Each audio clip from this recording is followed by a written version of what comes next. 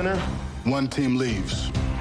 In the first meeting, Jim Haslett's Saints, stung by season-ending injuries to running back Ricky Williams and starting quarterback Jeff Blake, had to prove they could survive, and they did with a quarterback Aaron Brooks making his first NFL start and a dominating defense. And they went out and they played better than us. In last week's rematch in New Orleans, the Rams needed a win and a prayer just to qualify for the playoffs. Marshall Faulk's fabulous day sparked the win, and the Chicago Bears answered the prayer. We still feel that we can beat anybody that is in the NFC right at this point. It's like a boxing match. They hold the belt, and if you want to get to the Super Bowl, you got to go through the best. These two teams are defined by the laws of improbability. The Rams were last season's out-of-nowhere Super Bowl champs. Two teams enter. The Saints are this season's improbable postseason participants. One team leaves. Now, as the two playoff entrants from the NFC West meet again, you can count on familiarity breeding contempt. I expect them to come out like the bullies they are. It's going to be war. Two teams will enter. It's going to be a very physical, very violent game.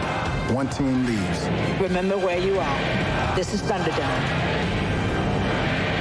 Two teams enter. One team leaves when the St. Louis Rams meet the New Orleans Saints in this NFC Wildcard playoff. Ladies and gentlemen, boys and girls, dying times here. Are you ready for some football? Now it's playoff time and it's do or die. One team lives, the other steps by. The winner gets glory, fame, and cheers. The losers gotta wait till next year. You better be ready, strap in and hold tight. It's time to kick off this wild card fight. Hit it. Come on and hit it. Come on and get ready. Are you ready for some football? A postseason party. Yes, sir. The countdown to the kickoff has officially started. There's no neutral quarter in this heavyweight fight. It's the NFL playoffs coming on. That's right. The Louisiana Superdome, home of the New Orleans Saints since 1975, sold out for this NFC Wild Card playoff game as the NFC West champion. New Orleans Saints host the St. Louis Rams. I'm Al Michaels. Welcome to New Orleans. And never since the NFL went to this playoff format in 1990 has there been a more dangerous number 6 seed than the St. Louis Rams. But last year they got to the Super Bowl having to win 2 home games. This year they'll have to win 3 road games. First things first, if they win today, they face the Giants in the Meadowlands next Sunday. Meanwhile, the Saints went 0 for the 1900s in playoff wins. They've been in the league 34 years. They've never won a playoff game. They'll try to do that today under the guidance of Jim Haslett, who took over from Mike Ditka, who went 15-33 in his 3 seasons. Rams Saints coming up from New Orleans. FedEx presents the air attack and ground attack numbers for today's matchup between the Rams and the Saints. Now this experience. The Rams had the ultimate experience last year when they went all the way and won the Super Bowl. Now the Saints feel they got a taste of playoff atmosphere last week, but they're embarrassed and mad at how poorly they played against the Rams, and they're determined to play more disciplined and more physical today. The Rams have a couple major questions. Which defense will show up, if any, for St. Louis? And on quarterback Kurt Warner's concussion situation, when a quarterback has a concussion, his reactions and decisions slow down. Now, in an offense that is designed on precision and timing, we'll see real early how Kurt feels by how well Kurt performs. Not bad having an aspirin like Marshall Faulk to hand the ball to, though, Al. Against a very good Saint defense. That's the strength of the team. And this is a team that was 3-13 last year, 10-6 this year. Melissa Stark, how'd they do it? Well, Al, first of all, they brought in a new head coach, Jim Haslett. He changed the attitude. He brought discipline. The players respect him. Second, they brought in 38 new players. Half of the starters out there today were guys who weren't even here last year. Now, you may think that they feel like the underdogs, but here's their mindset. They think that they played their worst game of the season last week against the Rams, but they only lost by 5 points. So they're very optimistic optimistic, Al. And one of the reasons they played that worst game is one Marshall Faulk. He's always a treat to watch. We'll see him in action today, Eric Dickerson. Well, that's right. Marshall's a great one. I'll tell you, Al, the consensus is if the Saints hope to win this game, they have to stop Marshall Faulk. Now, last week against the Saints, Marshall Faulk had 200 yards rushing and 3 touchdowns. Now, what the Rams offense did is put themselves in a win-win situation. They had a lot of 2nd and 1, 3rd and 1.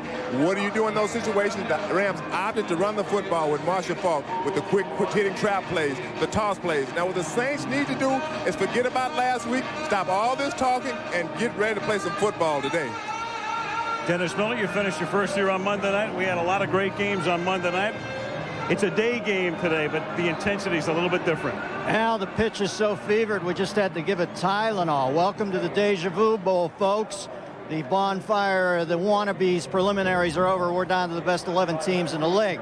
Now, these two are tough to figure out. On the one hand, it's hard to imagine that St. Louis can float down to Mississippi, beat the Saints 2 times in a row in their own home field. But then again, the Saints were only 3-5 this year in the Superdome. As a matter of fact, that marks the first time in history that a playoff-bound team had a losing record at home. One thing about today's game is for sure, though, and that's that the rest of the combatants in this tourney are probably sad that the Rams got in because they have life now. And as any Clint Eastwood aficionado will tell you, if you're going to hang them, you better hang them high.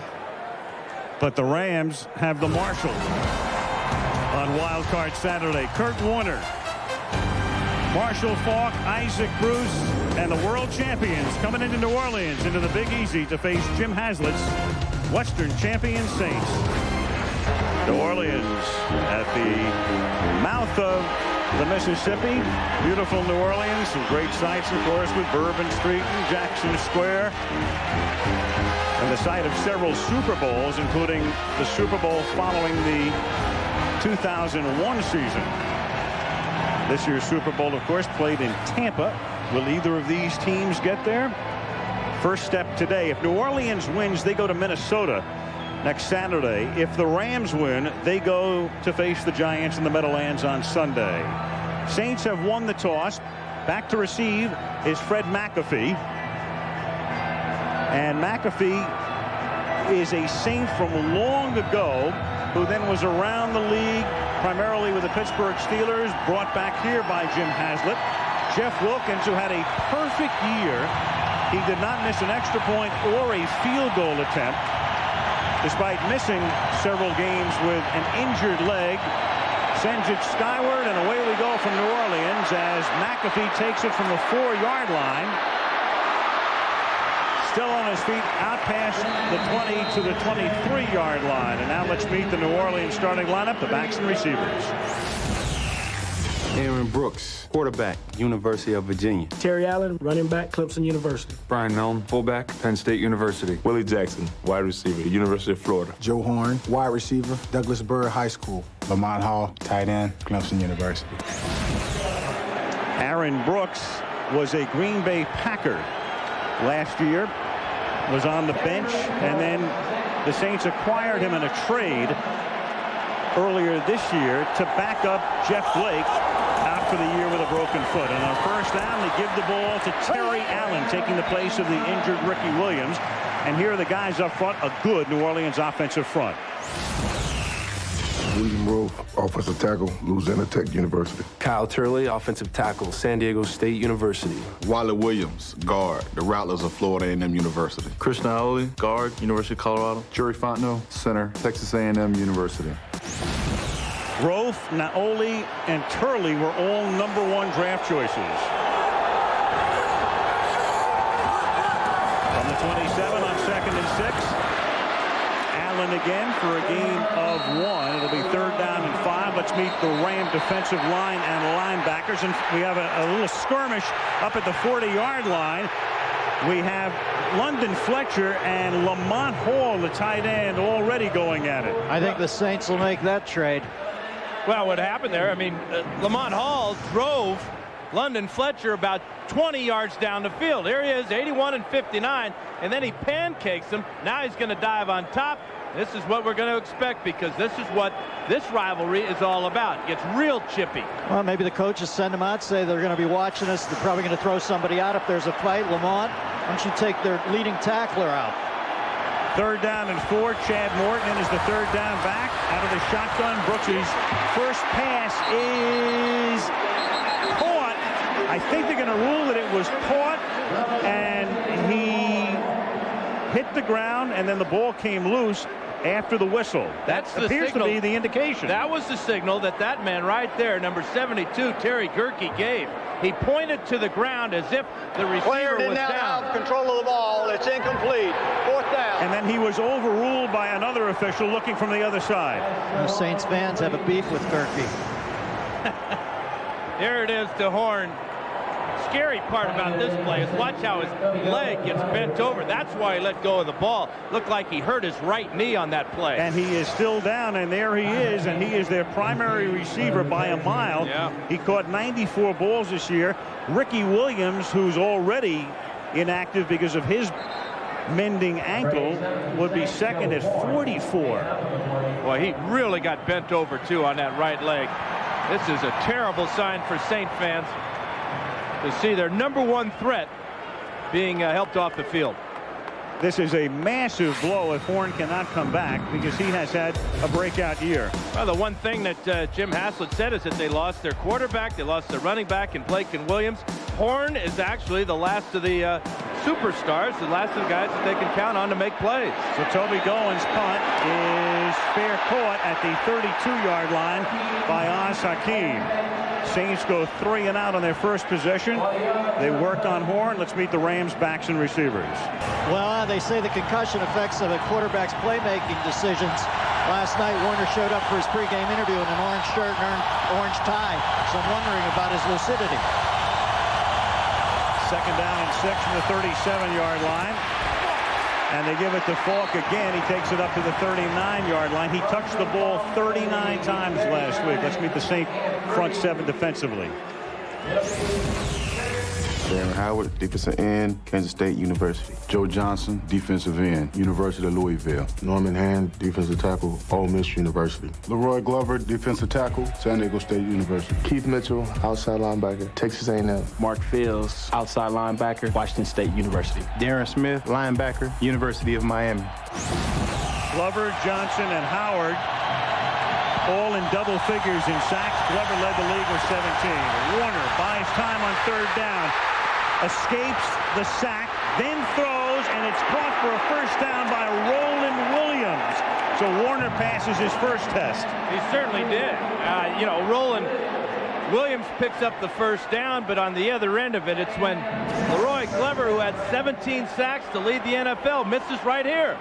Warner showing strength as he pivots away, heads down the field, finds his outlet tight end. That's a huge play for Warner's confidence and for this football team to be able to beat this pass rush single-handedly by the quarterback. From the 44 on 1st and 10 after the game's first down. Falk, and he runs right into big 99 Norman Hand. Saints secondary. Alex Molden, cornerback, University of Oregon, Fighting Ducks. Kevin Mathis, cornerback, East Texas State University. Sammy Knight, strong safety, University of Southern California. Darren Perry, free safety, Penn State University. Now that defensive backfield will see all 7 defensive backs in the game at one time. Ron Zook, defensive coordinator, says they got to match up. When the Rams go with 4 wide receivers, he'll put 7 DBs in the game. 2nd and 8. Play clock down to 2. They get it off at 1. And Warner, after the play fake, throws, and coming back is Bruce to make the catch. He got position on Alex Molden and moves the ball into Saint territory. Well, if it's first down, they're going to be throwing the ball to Isaac Bruce. Here he is on the top side. It's a down and to the out, but watch how sharp he cuts off his route there. Molden slips just a little bit, and Bruce with a great move there. The one thing, he hasn't been in the end zone very much lately. No touchdown catches for this great receiver in the last 6 games. Warner had a little pressure from Norman Hand. How do the Chargers let players like that leave that organization? Hand actually gave him a pretty good whack at the 34-yard line after a 20-yard gain. Back they go to the league MVP, and Falk fights his way for 4 or 5 yards. He does that so brilliantly. It looks like he stopped at the line of scrimmage. The next thing you know, it's 2nd and 5. I know, it's like he's doing the Charleston. The feet are up, they're down. What a thrill for him to be able to play in his hometown. Back-to-back games, 6 days apart. Here's some of those Charleston moves there, Dennis. Well, he went to Carver High School in New Orleans, and tell you a little bit about his all-around play. He played QB, running back, wide out, and cornerback for Carver. There are his numbers in his 2 seasons with the Rams on 2nd and 6 into double coverage, and it's almost intercepted and then almost caught on the rebound by Hakeem. Molden and Perry were back there. Bruce, the intended receiver, and alertly Hakeem came in and almost picked off the deflection for a touchdown. Well, Molden and Perry played great defense. Unfortunately, it was on each other. They might have had an interception here. Here, Hakeem. Ball underthrown. Molden gets the ball knocked away by Perry, and you're right, Al. Isaac Bruce almost came in and made an incredible touchdown catch right there. Had his hands underneath the ball, but made contact with a defender and couldn't hang on. And Dennis, you're right. Great defense in a bad time. So we're all right, Al. It's all good. 3rd and 6. Warner picks up the first down, and making the grab, having to reach behind him, is Roland Williams, and Williams has made 2 third-down receptions on the Rams' opening drive. You know, it's so infrequently that we see Warner put it anywhere except right on the dot, even when it's a little bit behind like that. It makes you wonder if he's still feeling dinged. One thing he wants to do is he wants to start throwing some more touchdowns. He's only thrown 3 since he came back from his broken finger injury, so that may have been one of the reasons he tried to force that one to Hakeem on the play previous. One of the reasons he has only 3 is Falk keeps running the ball into the end zone.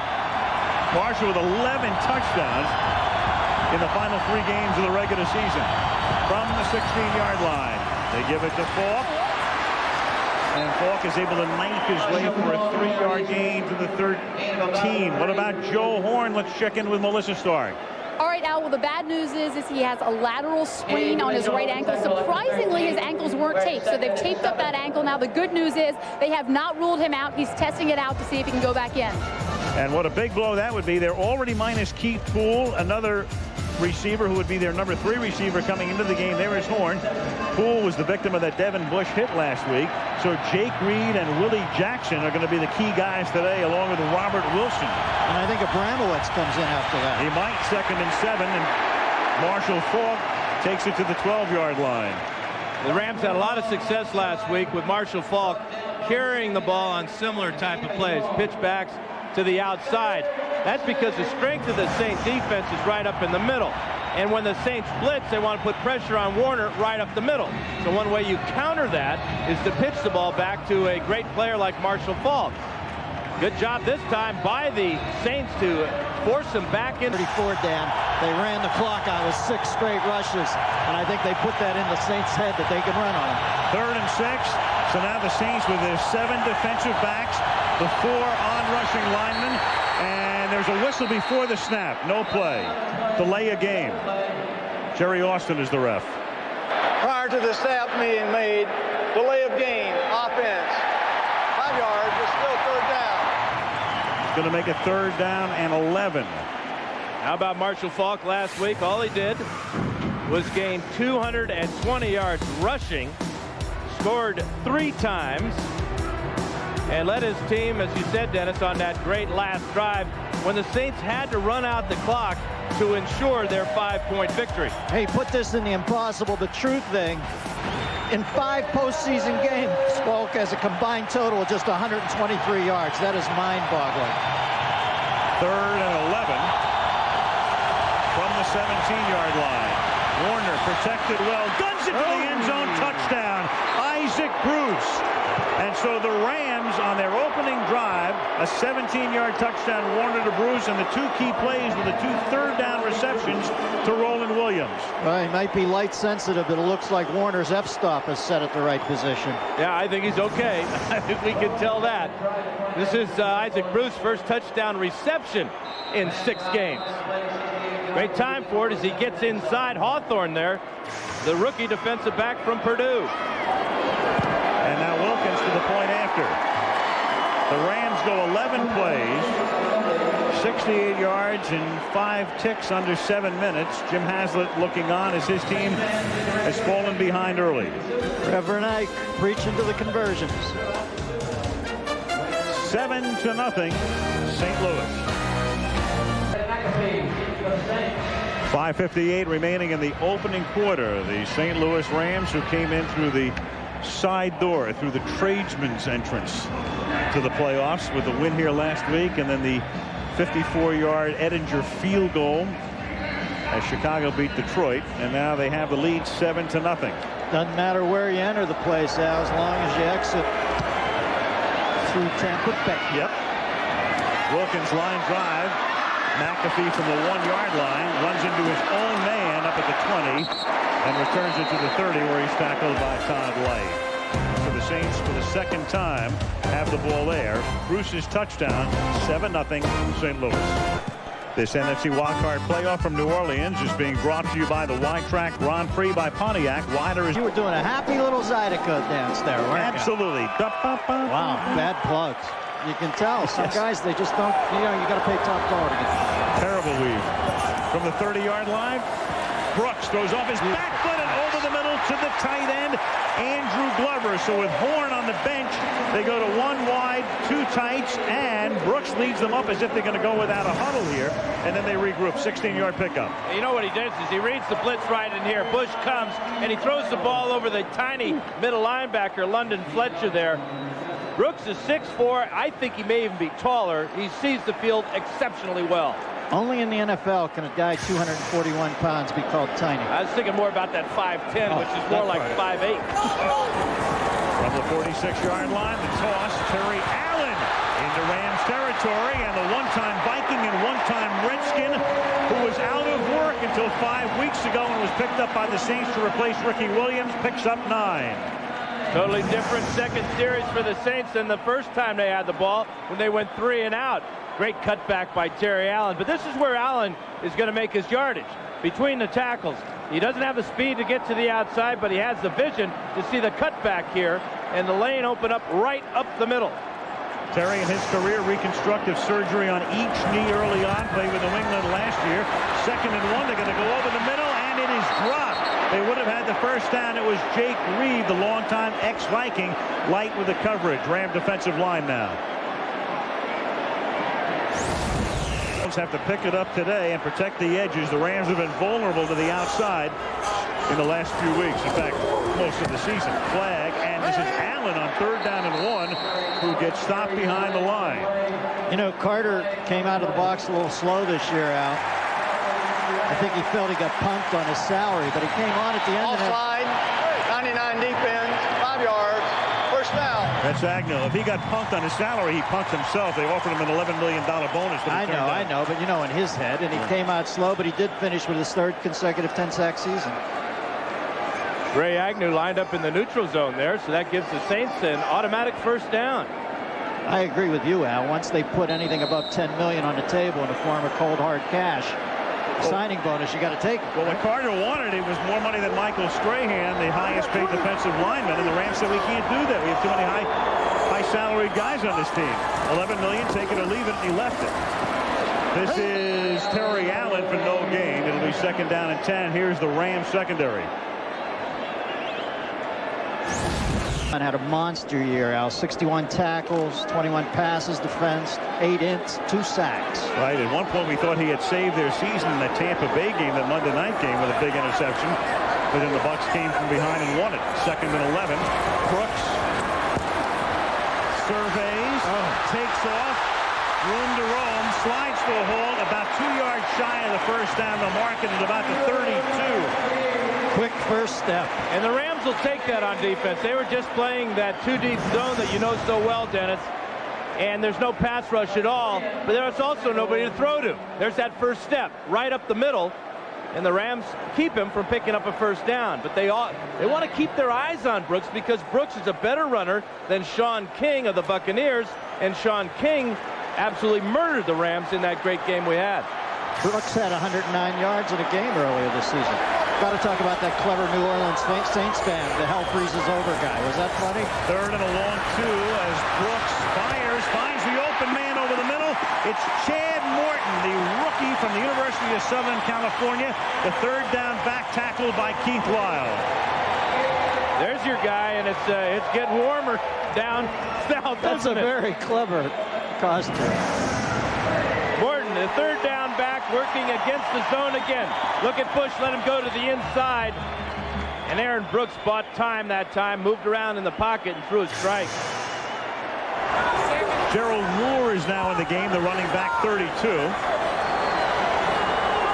years ago, he played with the Rams. They fake it to him, and then it's over the middle. The fingertips of Andrew Glover. That close to 6 points. Here's Melissa. Well, Al, it appears that Joe Horn's ankle injury may be more serious than they originally thought. He could barely even walk on it, was grimacing in pain, left the field a few minutes ago to go get x-rays in the locker room. We'll let you know when we have the results. In the meantime, you can see, Dan, they're going to go to the tight end more. They've gone to Glover twice on this series. They're going to have to. They're going to have to count on Jake Reed as well. Threw him a ball earlier in this drive. He took a big shot. But when you're as tall as Brooks is, he can find those receivers. And Andrew Glover that time let his quarterback down, dropping that touchdown. They missed Cam Cleveland. Second down and 10. Delay, and they give the ball to Gerald Moore, who started this year in the summer. He was in the Oakland camp. And then Randy Mueller, who's done such a brilliant job as the general manager, the new GM, along with Haslett, brought him in. Al wasn't Moore with the Rams last year? He was with the Rams a couple of years ago. In fact, he was their leading rusher before they resurrected the team, made the trade for Falk. And, of course, last year out of nowhere to win the Super Bowl. And last week, he was the extent of the Saints rushing attack, ripped off a 40-yarder, but that was about it. Third down and 9. Brooks out of the shotgun. This drive began at the Saint 30-yard line. Minute and a half to go in the opening period. Brooks backing all the way up, and from the 40-yard line with a flag thrown, the catch is made at the 19 by Robert Wilson. There's a flag down at the 22-yard line. That ball was simultaneously dangerous and sweet. What a pass.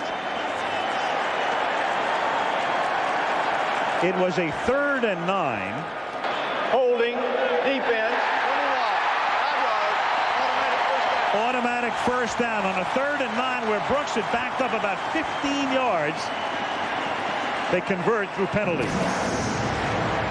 You know, Brooks' second cousin is Michael Vick, and he's got some of his chops, doesn't he, Dan? Yeah, and by moving around like that with those chops, or whatever that is, he forces the Rams in the secondary to reach out and grab one of the receivers, because Brooks had 6 or 7 seconds before he let that ball go. Penalty was on McLean. The holding call, the ball now at the 15. Approaching the final minute of the opening quarter. 7-0 St. Louis.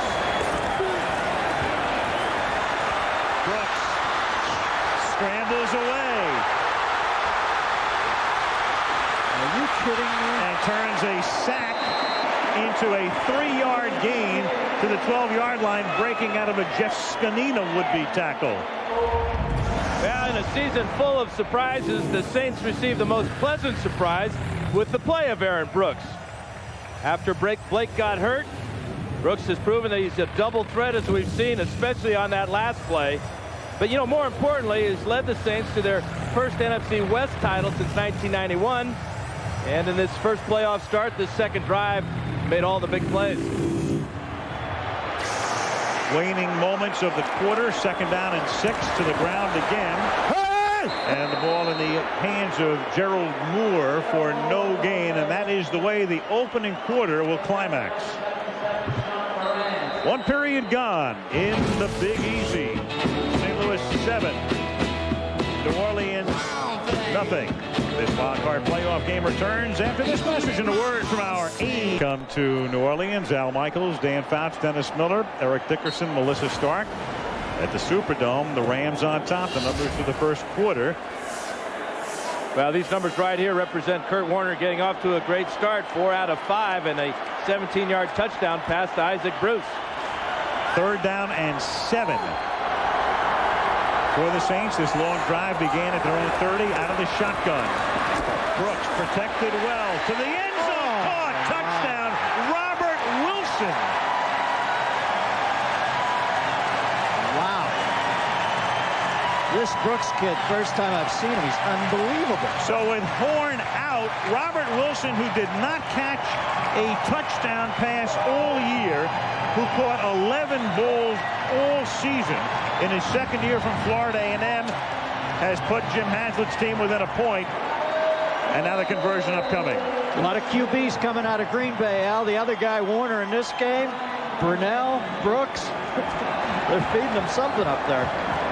Doug Ryan for the point after. And so the big holding call on Dexter McLean keeps the drive alive. Brooks leads them 70 yards to the end zone. Wilson scores 7-7.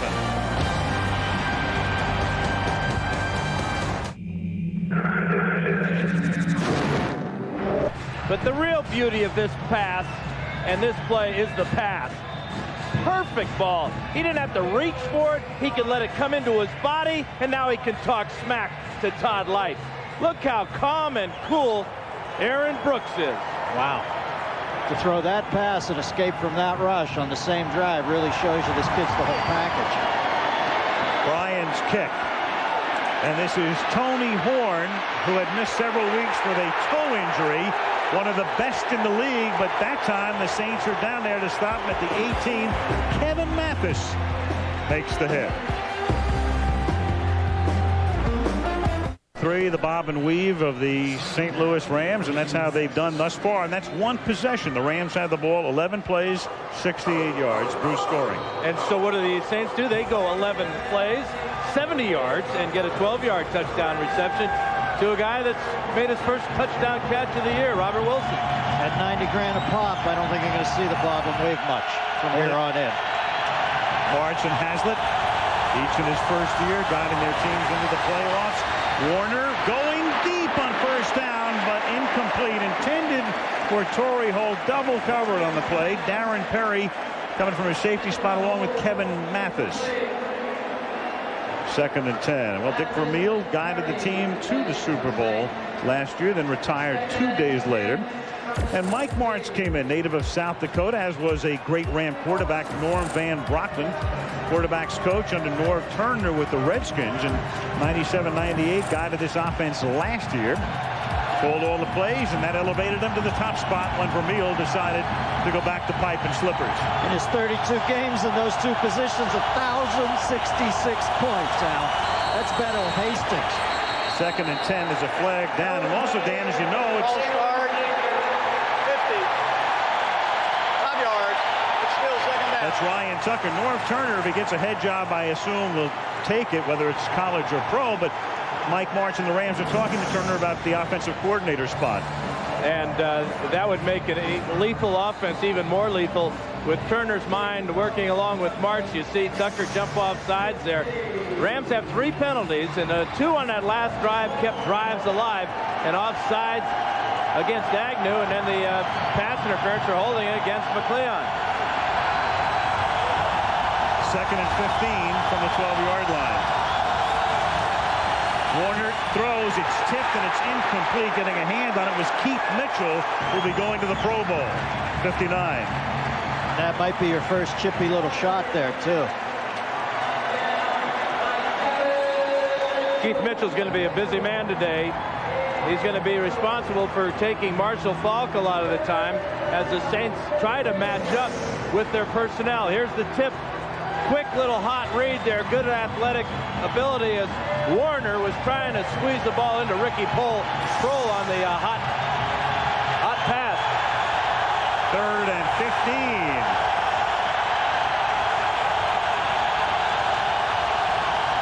And the decibel level just about maxed out in the dome. Good protection. Warner throws, caught at the 29-yard line. Isaac Bruce coming across the field, making the catch.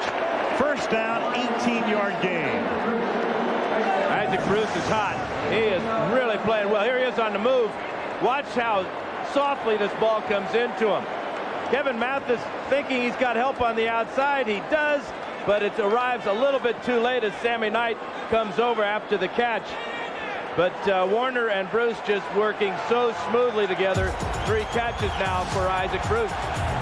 Rams 4 for 4 on 3rd down thus far. 3 for 3 on the opening drive, which resulted in a Bruce touchdown. 1st down, 30-yard line. Warner, quick flip over the middle. Holt gets 6 to the 36. I just love the way the Rams patterns are run, Dan. I mean, when you look at it live and you watch it from up here, it's amazing how open these guys get. And the amazing thing that is if the Saints, who led the league in sacks, don't get any more pressure on the quarterback than this. You're going to see this a lot today, Al. You should have a good time watching it, because this is what we're going to see. But there's no pass rush. It's a quick 3-step drop, little flick sidearm. Dropped it down to 3/4. 2nd and 4 from the 36. To the ground again. In case you've forgotten about Falk, into Saint territory. Inside the 20, bumped out of bounds. Inside the 15-yard line. They'll mark it at the 13. And a flag, though, for holding. It's going to come back. How many ways can you kill yourself in the first half of a ball game? The one sure way is to have a lot of flags. 86 offense, 10 yards. Roland Williams, who bailed out the Rams on their first drive with a couple of catches, is going to reach out and grab. Looks like Keith Mitchell, number 59. Got that right hand right under the jersey. And when Mitchell goes down, all eyes go to him, especially the eyes with the striped shirts. And that negates a 51-yard run. And that run represents the longest run from scrimmage by Marshall Faulk all year long. Well, the Saints are going to have to bang Marshall out of bounds. He's not going out on his own ever since they intimated that he might be soft. I noticed last week's game and this week, he's turning everything back in, looking for that last hit. His longest run during the regular season, 36 yards. He did catch a 72-yard touchdown pass. Justin Watson comes in. He's the running back now. Watson, Faulk's backup, takes it up to the 31-yard line. 12 and a half left in the half. Last week, of course, a lot of pushy, shovey. Marshall Faulk came about as close as you can get thrown out of the game. Well, he should have been thrown out of the game. He punched Kevin Mathis right here with a right hand. The league said that because he struck him with an open hand, it's not really considered a punch. Well, I think the league really is mincing their words here. That was a punch. There it is, right there again. And he should have been thrown out of the game and fined. I think the league's feeling is he hit him with a marquee hand. By the way, this is where Roberto Duran said no mas with Sugar Ray.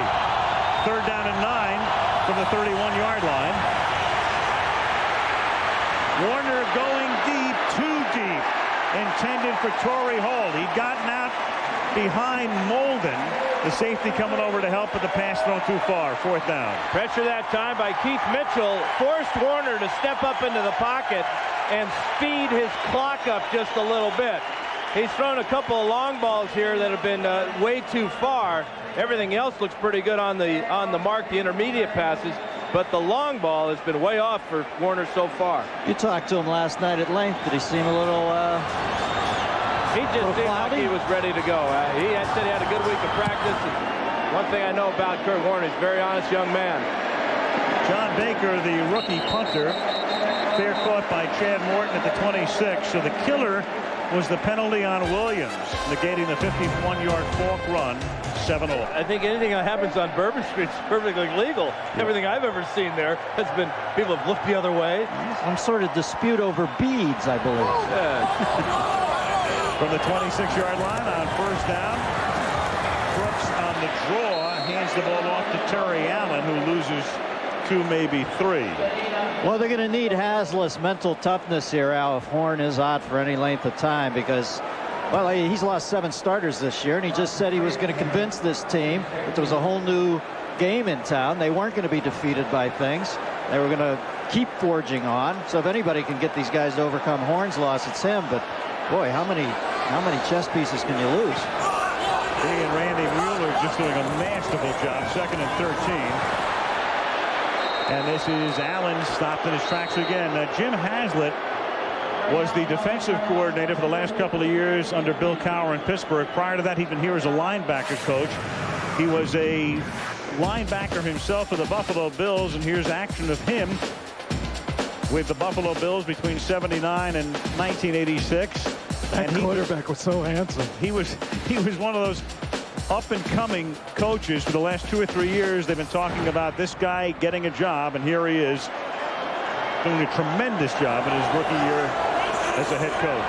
So candid in our meeting, huh? 3rd and 15. Brooks throws. First down and a lot more for Willie Jackson. And Jackson still breaking tackles. Finally knocked down at the 30-yard line by Dre Bly. Well, there's the Haslett imprint. Horn goes down. Jackson steps up. Jackson's a big receiver, too. He's a lot like Eric Mould of Buffalo, about 6'1", 215 pounds, and he showed that he can run a little bit, but also the key on that one is when he broke the tackles and cut to the outside. He picked up about another 25 yards in doing so. 50-yard pass play, the longest pass play in the storied postseason history of the Saints. The Saints playing only their 5th postseason game, and again, they've yet to win one. Now to Morton, the rookie. McLean forces him out of bounds after a gain of 3. Real cool in the pocket one more time for Aaron Brooks, and he seems to wait for a long time to find Jackson as he does the crossing route here. After the catch, and the ball is thrown perfectly. Great spin move here. But watch the strength right there as he cuts across the grain and gets to the outside to pick up extra yards. There's a move you're talking about then. They tried to grab him high, just broke right through it. On 2nd and 6, they'll convert here, and that's Robert Wilson. So with Horn gone, they go to Wilson, they go to Jackson, they run more double tight end, forced out of bounds by Styles. First down, Saints. And that offensive line is protecting their quarterback as you would expect them to do. Great offensive line.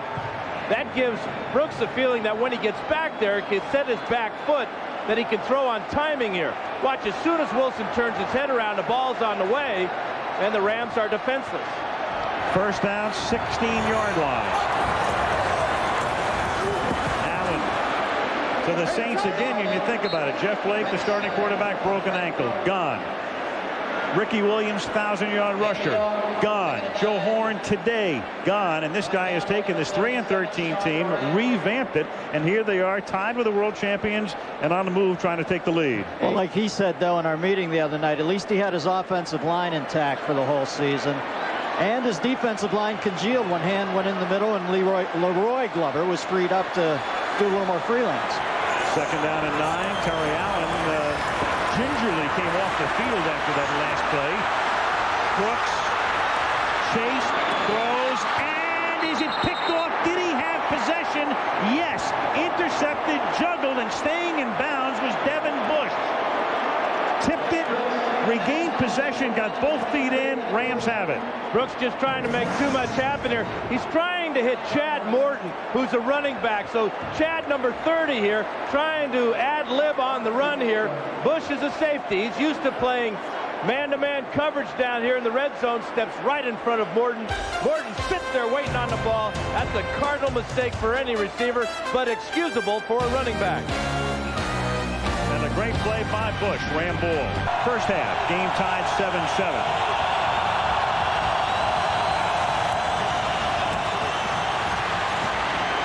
This is Marshall Faulk. Let's go back to last week when Devin Bush put this pop on one Keith Poole. Yeah, I think this hit really sealed the election for Bush, at least in Poole's mind. Wow. That's the hit of the year. According to Jim Haslett, if Poole runs the right route, he scores a touchdown.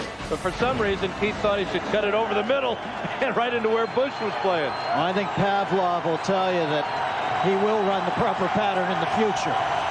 2nd down and 7 from the 11-yard line. Halfway through the 2nd quarter. Faulk again to the 14. Let's go to Melissa. Al, a huge blow for the Saints. Joe Horn with his injured right ankle. He's out here on the sidelines on crutches, but he will not return. Remember, the x-rays were negative, back to the game. Joe Horn, I mean, here's a kid who in Kansas City barely had a chance to play, and right now Alex Molden, the cornerback, is shaken. You can't, even after x-rays, and he's not going to come back. How often have you seen a guy, Dan, come out in uniform on crutches? You know, he's such a vocal player on this team, and he knows that his teammates miss perhaps his voice, so he's going to lend every bit of support he possibly can. And in uniform. Injury timeout while they twisted around down there. Good sign, though. He did jog off the field. Those sacks are tough. Chris Canty comes into Stone. 3rd down and 4 from the 14 after the injury timeout. Warner under pressure. Sack at the 11. The Saints led the league in sacks this year with 66. That's an average of better than 1 per quarter, and that's Keith Mitchell.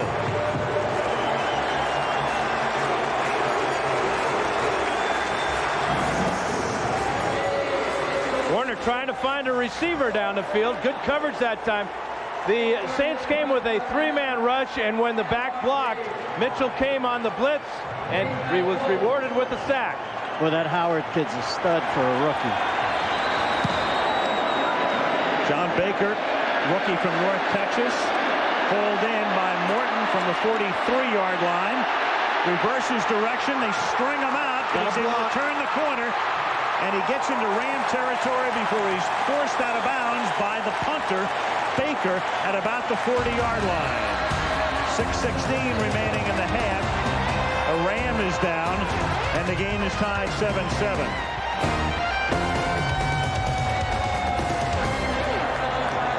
There's Dre Bly right here. This is Sammy Knight. Watch him zero in with a blindside shot. And Keith Poole, your debt has been paid by Sammy Knight. Vengeance. Sweet. And Dre Bly, a key figure in a lot of their nickel packages, so he is out for the moment. Literally. Yes. Yeah, that's loose change right now. At the 40-yard line, Brooks on 1st down. Hanging in, but hanging in too long, and then spun down by Grant Wistrom.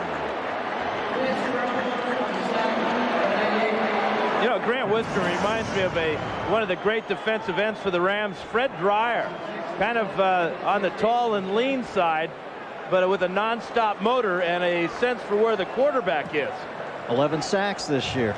Even wears Dreyer's number. A little dyslexically, but still wears 98. Oh, our mic'd up feature, which I know a lot of you enjoyed during the regular season. We're doing it in postseason as well, and Grant Wistrom is the man. I'm sure we'll hear what he had to say about that play as Terry Allen takes the inside handoff and brings it back to the 42-yard line. And that's a pretty good play, because now it sets up a 3rd down and 10. And what you have now is a chance to get your field goal kicker, Doug Bryan, in range, so that you can pay off your special teams and Chad Morton for that fine punt return. Home field advantage, not so in this case. As you see, the Saints 7-1 on the road, 3-5 here. Excluding the 72 strike season when they expanded the playoffs, put more teams in, it hasn't happened. 1982. 3rd down and 11 from the 41-yard line as Brooks rolls out and then gets sacked. That's a tremendous play by Leonard Little in a situation where Brooks could have thrown it away, and he was getting ready to, and Little is able to get it from behind. And this is why Leonard Little is in the game as a defensive end, because of his speed. He runs down Aaron Brooks and makes the tackle. He's only 237 pounds or so, but he does run extremely well, and there he goes. Well, between the interception down by the goal line and not getting rid of it once he got outside the tight end, Brooks, for the first time, even looks vaguely like a bit of a rookie. 9-yard sack. Toby Goen, the former Dallas Cowboy, punts. Oz Hakeem signals fair catch, lets it bounce, and the Saints try to down it in the field of play, but cannot. They cannot. It was Thomas down there who could not keep it in the field of play. Through his hands and into the end zone. 4:25 to the half. Side. Joint is jumping. Alex Molden is back in the game, the cornerback for New Orleans, as the Rams take over at their own 20-yard line. 4:25 to the half. The game tied. They set up the screen. Caught under underneath, but broken up beautifully. Falk makes the catch, and the other 28, Chris Oldham, is there to stop behind the line of scrimmage. Let's check in with Eric. Well, Al, I asked Marshall Falk about did he think he'd run the ball as much as he did last week. I asked him about their game plan. Falk says each week that they go out, they do not have the scripted game plan that most NFL teams have. You'll say we're going to run 30 plays, we're going to pass 30 times. He says that what March does is he goes into a game and see how it plays out. He said he doesn't care if he throws the ball 60 times. So lots of time when these guys go into a game, they'll have no idea what the plays they are going to run. Thus far today, Eric Falk's carried 8 times for 23 yards. That kept him in check. He's caught 1 pass for -1, and reaching out and not able to come up with the ball at the 32 is Ricky Prohl. It'll be 3rd down and long. Well, you've waited long enough, and now it's time for Blue to return. The whole gang back for a brand new year of NYPD Blue. It begins Tuesday, January 9th at 10 Eastern and Pacific, 9 Central. Right here on ABC. Viewer discretion is advised, it says in the card. That's what they say about our show, too, Denton. Well, this year, both Dennis Franz and Ricky Schroeder have asked to be called Rick. Kind of interesting. I'll do whatever Denny wants. Rick Franz. We've got New Orleans blue as the Rams are wearing their home jerseys because Jim Haslett doesn't like the fact that the Saints can't seem to win wearing their black ones. The Rams have just taken a timeout. Prepare it. Wide open on 3rd and 11, and making the catch is Isaac Bruce, and the Rams have been great converting 3rd downs, especially 3rd and long. Boy, and when you see the defensive backs look at each other after a guy catches the ball like this, you know there has to be a bust here. Zone principles, and with the speed of the Ram receivers on the inside here, again we're seeing Isaac Bruce cutting to the outside and just being all by himself. Despite the fact Warner missed 4.5 games with a broken pinky, and now a timeout is taken again by St. Louis, their 2nd. So the Rams have been forced to burn 2 timeouts on this drive. This before a 1st down call. I want to thank Marie Callender for that last graphic. Alamode. One thing they got to be talking about on the sidelines, and I'm sure that's going through Mike Martz's mind, is what's going through Kurt Warner's mind. And whenever you have a question about a quarterback's mental capabilities after he got a concussion or anything, you got to wonder if the plays came in a little bit scrambled, or if he wasn't able to get them to his teammates in the time enough to get up to the line of scrimmage and to make the proper shifting and flexing. Here's what Warner said yesterday about his condition. I feel good. The only problem that I've had this week is sensitivity to light. Anytime I've gone in a bright place, I've noticed it more than normal. But it hasn't affected any of my vision, any of my focus, no loss of memory, anything like that. Everything's been good. We practiced every day this week, threw the ball very well. So I don't foresee there being any problem. He hits Falk there, and Kurt Warner right now is 9 of 14. There it is for 107 yards. He's just having regular good games now, whereas we've been used to him having these games that you can't even fathom. Teams are playing a lot more zone against the Rams. They do not want Warner to throw the bomb as well as he has earlier in the year. 2nd and 4 from the 47-yard line. Warner checks off, throws, picked off, intercepted by Sammy Knight. Inside the 40, and the ball is batted out of his possession, but they will retain it. Torrey Holt batted the ball away, but it goes out of bounds, and the Saints retain possession. I'm not so sure this ball wasn't hit at the line of scrimmage, because by the time it got to Sammy Knight, it was going end over end. There's the hot receiver, Prohl. That's who Warner wanted, and there is Knight stepping in front. But the question I have is whether the ball was hit before it came out of his hand. And you know what? It was. It was Darren Howard, number 93, who just got in there to deflect that pass, and Sammy Knight picks it off. Torrey Holt made a great effort down there, but he's got to take a lesson from Bill Russell. You got to send that rebound or that block shot over to one of your own guys. And so the Saints, after the turnover on 1st down, they start on the ground. They give the ball to Morton. He picks up just 1. to the 19-yard line. It's about 4 or 5 times now that the Saints have run the ball straight up the middle, either with Chad Morton or Gerald Moore or Terry Allen on first down. Really not giving themselves a chance to have a more manageable second down and third down situation. 2-minute warning. The Saints threaten to take the lead at the 2-minute warning. The game tied 7-7. NFC Wildcard playoff from New Orleans. Clark's New Year's Rockin' Eve starts at 10/9 Central on ABC. We go out today and we beat them up just like we did last week. In the half. Everybody kick the of the man across from you. Let's go. Wow. 1, 2, 3, dominate. Mic'd up at the half, coming up on the Toyota halftime show. And Chris Berman and Steve Young in the studio in New York. Lamar Smith running wild in Miami as the Dolphins beat Indianapolis. They'll face the Raiders next week. Overtime in Miami. And here it's 2nd and 9. The game is tied. Brooks to the end zone and throws it out of the end zone. Todd Light with the coverage that time on Chad Morton. 3rd down and 9. Well, Lamar Smith today, there it is, the 2nd most yardage gained in postseason history. Number 1, of course, our man, ED, 1985, Rams Cowboys at Texas Stadium. 248 yards. And 40 carries today for Lamar Smith, and none bigger than the last one that gave the Dolphins a playoff victory in overtime. And for Indy, Vanderjagt hasn't missed anything in 2 years, and he really missed. It is 3rd down and 10. And the Saints have taken a timeout. Aaron Brooks. Well, one thing about Brooks, young quarterback with a great offensive line. Here's what he had to say. Sometimes they wonder what I'm doing back there or where I'm going. I guess they listening for that go call, and I just take off. But it hasn't been a problem yet, because at times when I'm back there, sitting in the pocket, delivering the ball, it makes them look good. And also, getting out of the pocket when nothing is there, and instead of taking a coverage sack, I can still get out and make some things happen. And that's what he's going to have to remember. Last play, he had the opportunity to pull the ball down and take off and pick up 5 or 6 yards. Instead, he decided to throw the ball away out of the end zone. But his decision making right now, he's not as sharp as he was to begin this ball game.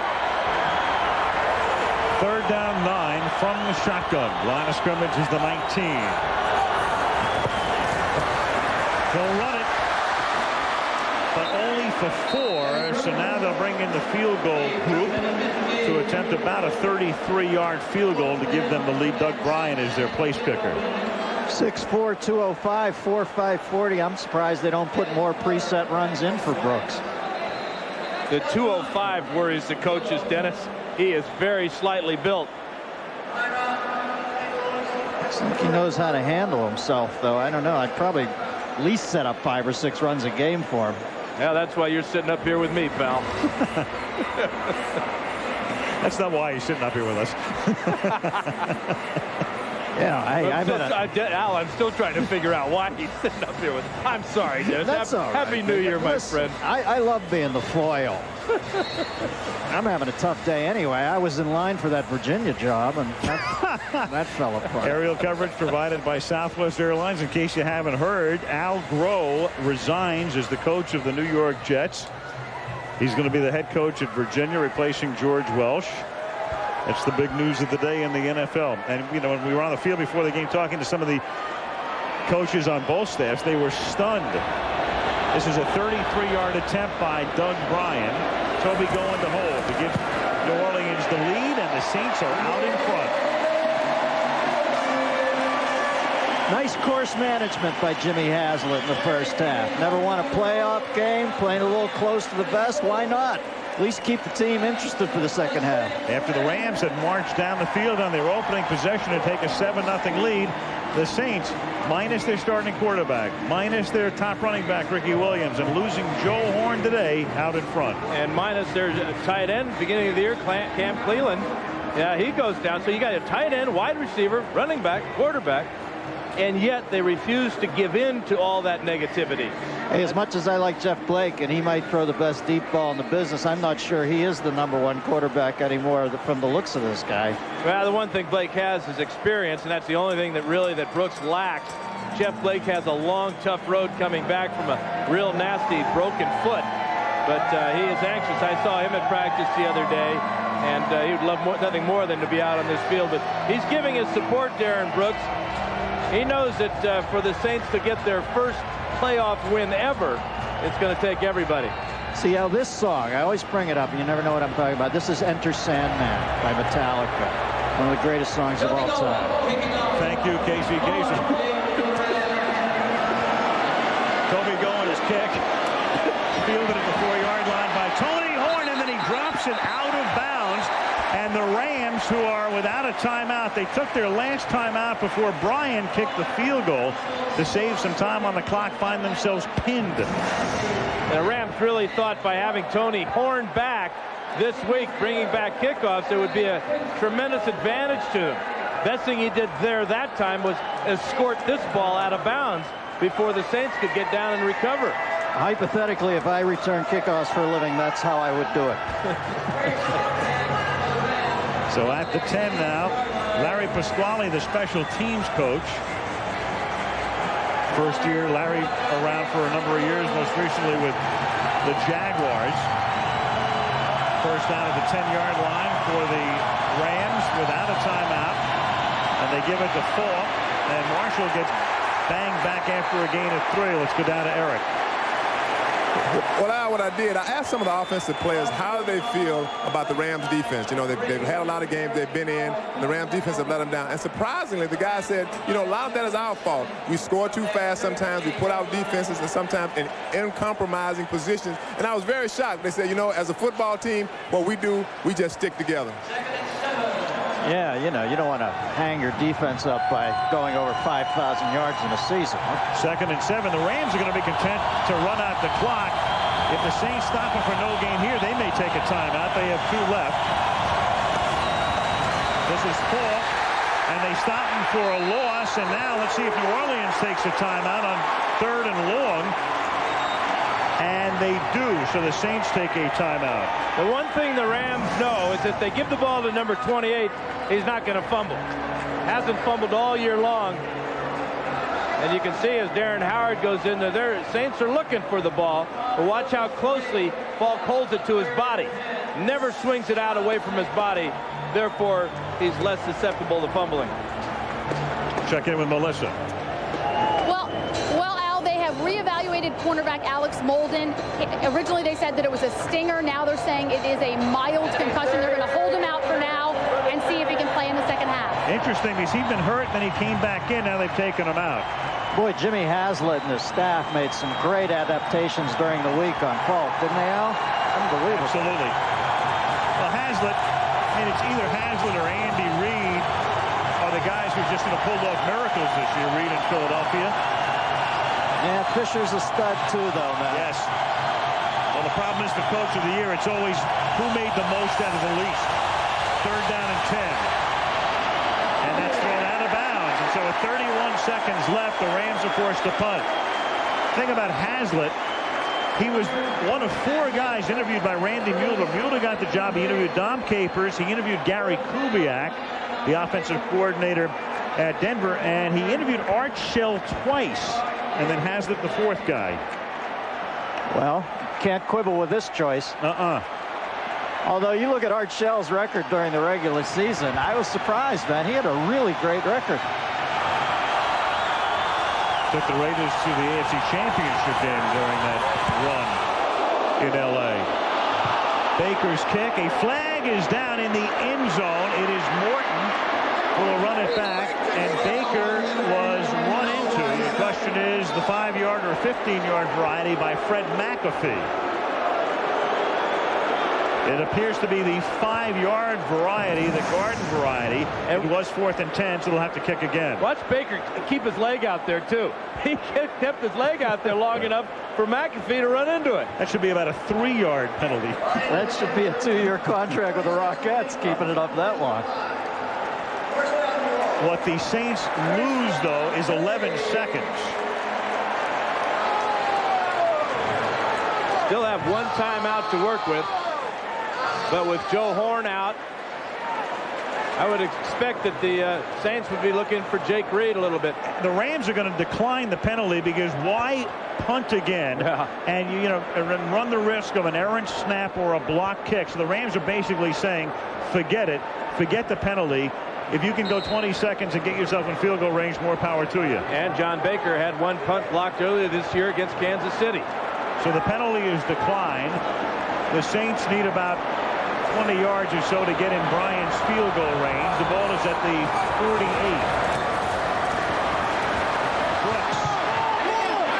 And throws that one into the bench area, intended for Willie Jackson, covered by Dexter McGlean, and that took 4 seconds. Well, that was a pretty smart pass, because if you're not outside the tight ends, you have to at least sell that pass that you're throwing away by getting it reasonably close to your receiver, or they're going to flag you. Yeah, he did a good job with that.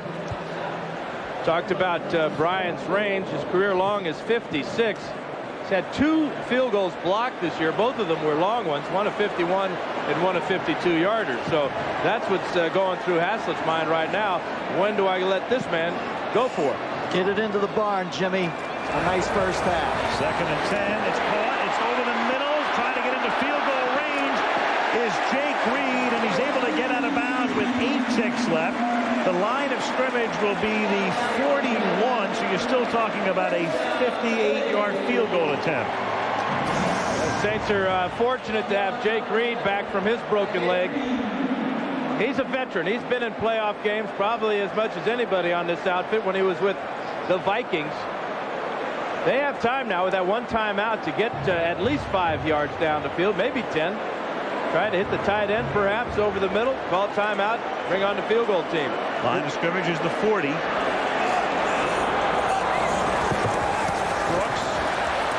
throwing to the outside, and that's incomplete. And now they're down to 5 seconds. So it's probably the end zone or nothing. Yeah, because if his 2 kicks over 50, or he's had 2 over 50 blocked, I don't think you. Well, that's kind of normal because they have to drive the ball. They have to hit it a little bit lower. No wind, obviously, here in the Superdome, so that's a real benefit to any kicker. Decision now, do you go for the end zone? I think that's what they're going to do. Of course, a 57-yard field goal in New Orleans is child's play for these people. They've seen longer. Mr. Dempsey outside. New Orleans is going. Well, they're going to take their final timeout here. And why not? I mean, you might as well bring your quarterback over and call a play, even if you save it, Dan. I mean, the chances of you being able to complete a pass and calling timeout within 5 seconds. Yeah, no, you've got to go for the end zone here. Kid's got a big arm. You got Jake Reed, who's 6'3". You got Willie Jackson, 6'1". They can get up in the air. And crazier things have happened this year, haven't they? Most of them on Monday night. Citrus Bowl, Rose Bowl, the whole thing happening coming up. Big bowl day, New Year's Day, right here on ABC. Michigan against Auburn gets it started. Rose and Fiesta Bowl to follow. I'm feeling Willie Rowe tackle eligible right now. Just got a feeling. Barring a defensive foul, this will be the final play of the half. They throw it into the end zone, and nothing but Rams there. Bad feeling on the Willie Rowe thing. You'll get over it. Into the half, and the New Orleans Saints, champions of the NFC West, down 7-0 early, now lead 10-7. Toyota halftime show coming up when we return after this message from the National Football League and a word from our ABC stations. Colts fittingly in South Florida, all by guys named Chad. That one by Chad Cota, who was 14-0 at the half, the Colts. But that famed Jay Fiedler to Jed Weaver touchdown combination with under 40 seconds to go ties the game at 17, and we're moving to overtime. Normally dependable Mike Vanderjagt, 49-yard field goal, a bad shank. Could have won it for Jim Moore and company. No good. 11.5 minutes into the overtime. Running on second down. A lot of teams would have kicked it. Lamar Smith caps off a record-setting performance. 17-yard touchdown. 23-17 Miami over Indianapolis for Coach Dave Wannstedt. Hey, we win around here by playing special teams, playing great defense, and running the ball. 200 yards rushing today. Lamar Smith, 209 yards rushing. Only Eric Dickerson has run for more in the playoffs, and the 40 carries breaks the old mark of 38 in the postseason by John Riggins and Tampa Bay's Ricky Bell. So Miami now moves on to play another offensive-minded team. They'll be at Oakland next week. And what about Jay Fiedler? You said on the pregame, Steve, that replacing legends, as Fiedler has done with Dan Marino, that you were defined by what you do in the postseason. Pretty good definition so far. And then how do you think he felt at halftime? He'd thrown 3 interceptions, did 14-0, and I got to give him a lot of credit for kind of the second half, and then leading that last drive in regulation. He really did a lot of that, and I give Jay Fiedler that emotional attachment with the Miami fans as they left Pro Player Stadium. This is the beginning, hopefully, for a long career for Jay. So Miami wins it, and Jim Mora, Peyton Manning, I wonder what they got to do to win a playoff game. As look like his normal self. I've really got to believe that he's still feeling the effects of that concussion he suffered just 6 days ago here in the Superdome. You know, the concussion he got last week wasn't even on a very big hit then, so maybe the one sack he did shook him up again. He might have suffered that concussion underneath Warren Sapp the week before. Yeah. At the 7-yard line. This is Tony Horn returning it to the 30-yard line. Ram offense, just to reset it right now with Kurt Warner at quarterback, and then you've got Falk.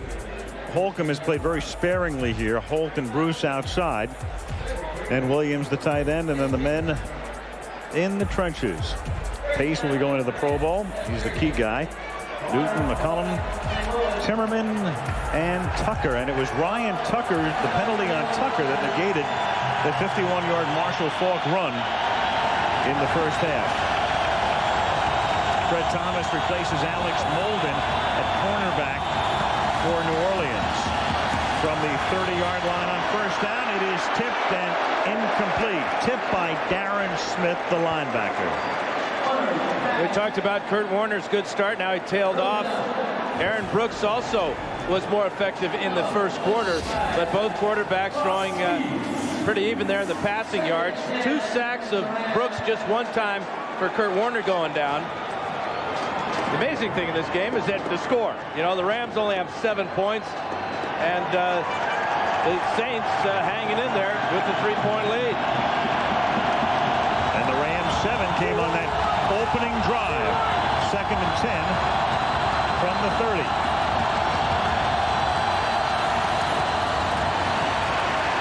Falk, absolutely nothing. It's a 4-yard loss at the 26. It'll be 3rd and 14. Smith and Hand converge for the hit. Now, one thing about this game, it started out the teams were doing a lot of trash talking like they did 6 days ago. A lot of posturing, a lot of in-your-face football, but it has settled down a little bit towards that second quarter when the importance of this game was realized by both teams. The Saints have no penalties so far. The Rams have committed 5, and 3 of them really cost them. But by the end there, it looked like Valentine's Day. I know. Deacon Jones would have blanched at that head slap.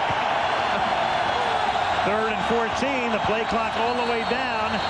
And no play. Delay a game. That's what I mean about Warner.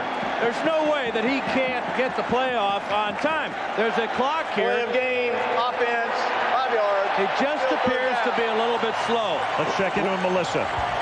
Al, I spoke to Jim Haslett at the half. He said we've got to establish the run to take pressure off of Aaron Brooks. We've got to get our receivers open. Definitely feeling the absence of Joe Horn. Defensively, he said, I like what we're doing. We're stopping the run. We're getting after the quarterback. We're going to continue that. Now, an update on Alex Molden. He is out for the game with that mild concussion.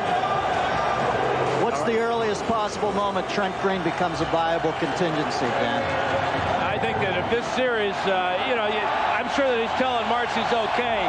So I think March is going to go for it with him as long as he possibly can. 3rd and 19, and that is caught at the 41-yard line, and forward progress will net a first down. Ricky Prohl makes the catch.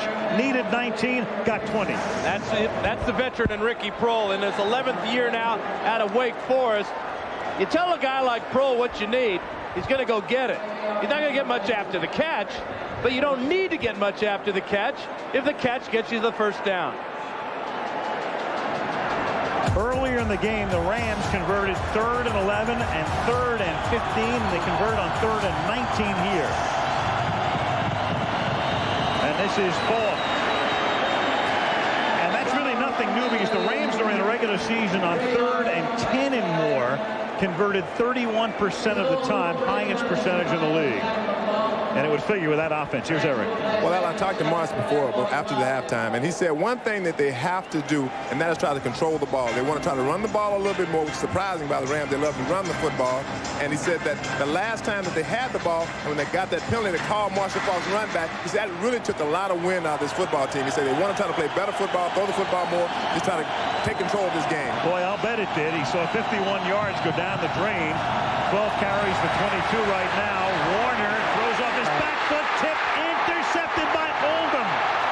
And Oldham, who is there to shadow Marshall Faulk, as the spy on Faulk covering Marshall, gets the pick. The former Steeler brought over because Haslett knew him so well. And the reason Warner had to throw that ball off his back foot is because he had Darren Howard around his ankles. Actually, Joe Johnson, 94, was down there. And there's the pick by the University of Oregon Duck, Chris Oldham, who's playing a lot of middle linebacker in this 7 and 6 defensive back scheme of Jim Haslett and Ron Zook. Warner with pressure there, trying to squeeze the ball into Isaac Bruce, and the Saints were all over it. Right at the bottom, and there's Joe Johnson being laid on. He knocks Warner down, and the Saints get their second pick. Warner's like usually the absolute last human on the planet to feel pressure. Oldham playing in his 8th postseason game. That's his first interception. First and 10 to the 45-yard line. They start on the ground. They give it to Terry Allen, who picks up 4 to the 41-yard line. Neither team with anything to speak of on the ground. Allen now 9 carries, 17 yards. Well, Jimmy Haslett's got to love this. This is playing right into his wheelhouse. He's got obviously the dearth of weaponry, and he's got the lead right now. He's keeping the ball. Warner doesn't look himself. I'd say he's a happy camper right now. Second down and 6 from the 41. 11 and a half to go in the 3rd. Brooks throws. Jackson makes the catch, seeks the first down. Let's see where they'll spot it. Close to the marker at the 35-yard line. Aaron Brooks now 7 out of 15. That first half, he took control of the ball game early for the Saints, using his head there as well as his legs. This escapability is what sets him apart. Rushed twice, rather 3 times for 17 yards. And this beautiful touchdown pass to Robert Wilson. That last play nets a first down at the 35-yard line. First and 10. Gerald Moore is in the game as the running back. That's Morton in motion. They give it to Moore. Now they fake it to Moore. Brooks with great sleight of hand, and then he runs out of bounds after an 8-yard pickup. Al, as you took off these names, it becomes more apparent what an amazing job the GM and coach have done down here. You're talking about Gerald Moore, and I don't disparage any of these people, but I mean, obviously they're not really known. Willie Jackson, Gerald Moore, Aaron Brooks, unbelievable job. Aaron Brooks reminds me a lot of Randall Cunningham. They have about the same type of body and the speed and elusiveness to get outside. Second and 1 at the 26-yard line. Ball loose at the 24-yard line, and no signal yet except to stop the clock by Jerry Austin. And at the bottom of the pile. Ooh, that's ugly in there right now. Trying to get Kyle Turley out of there. He'll go in with anybody. He's going back in for a second helping. Turley last week recovered 3 fumbles, and the Saints have it. So Allen loses the football, but the Saints retain it. I love it when the refs jump on top of the scrum. It's like when Cobain used to stage dive. There's Allen. I think he recovered it himself. He's at the bottom there.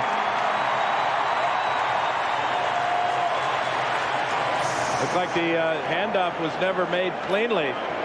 Whether you blame the quarterback or the running back, really doesn't matter. The big thing is that the Saints retain possession, digging and scratching at the bottom of that scrum. For what it's worth, the quarterback is charged with that fumble. When the handoff is not completed, as was the case there, it's charged to Brooks. At the 24-yard line, first down, and the Saints are going to have to spend a timeout 5 minutes into the second half, to the consternation of one Jim Haslett.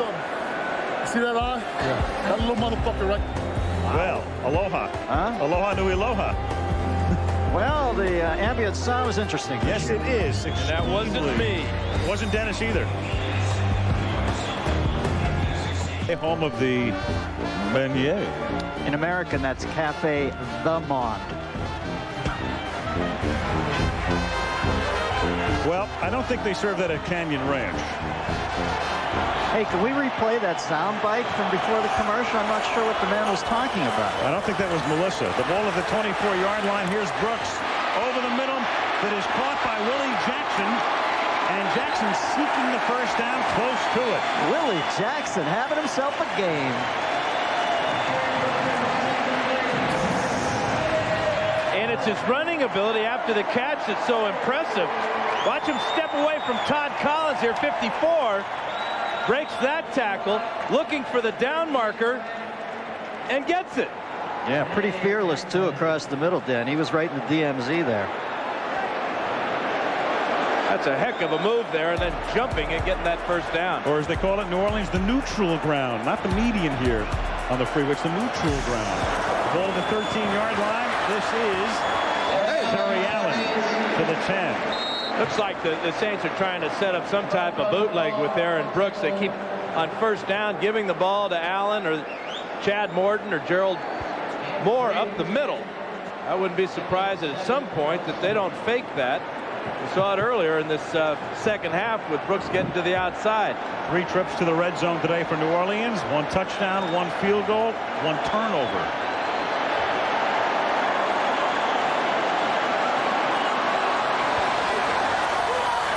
Second and 7 at the 10. Morton is the man in motion. Brooks to the end zone. Caught. Touchdown. Willie Jackson.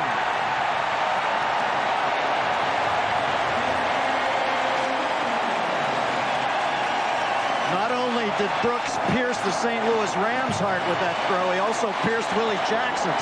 Couldn't have dropped that one. He stuck it right in his clavicle. And the Rams are going after Todd, or rather the Saints are going after the Rams' Todd Light. Twice now they found receivers the Light had tight coverage on, but just a perfect throw has resulted in a touchdown. Ryan for the point after. Kurt Warner is intercepted. Then the Saints go down the field. Jackson makes it pay off. Saints by 10.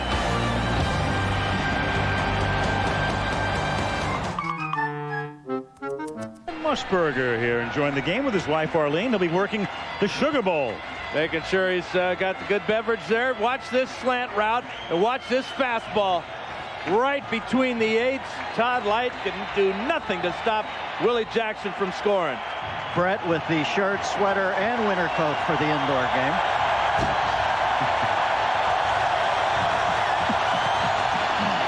Here is the kickoff. Bowen sends it down on the 12-yard line. Tony Horn. Only to the 22. Aaron Brooks, who's been a starter for a month and a half. 17-7. Of this NFC Wildcard game for New Orleans, brought to you by Budweiser, with a crisp, clean, refreshing taste you'll find in no other beer. Phillips, technology that's making life a little better all the time. Dodge and nearly 3,000 dealers invite you to come see what's different. And Southwest Airlines, proud sponsor of the NFL and official airline of the Super Bowl. The Olympics here next year.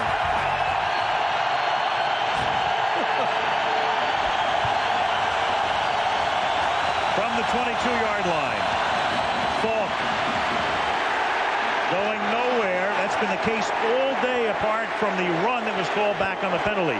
Fields makes the stop. Marshall, 13 carries, 23 yards. They have really been able to hold Marshall Falk in check. You talked, Al, about That's that 51-yarder I called. He called me Dan, too. That would work. But this is a good tackling football team. They are not going to be embarrassed 6 days apart by this man. Good work, Harvey. Flag down. Jerry Austin, the referee.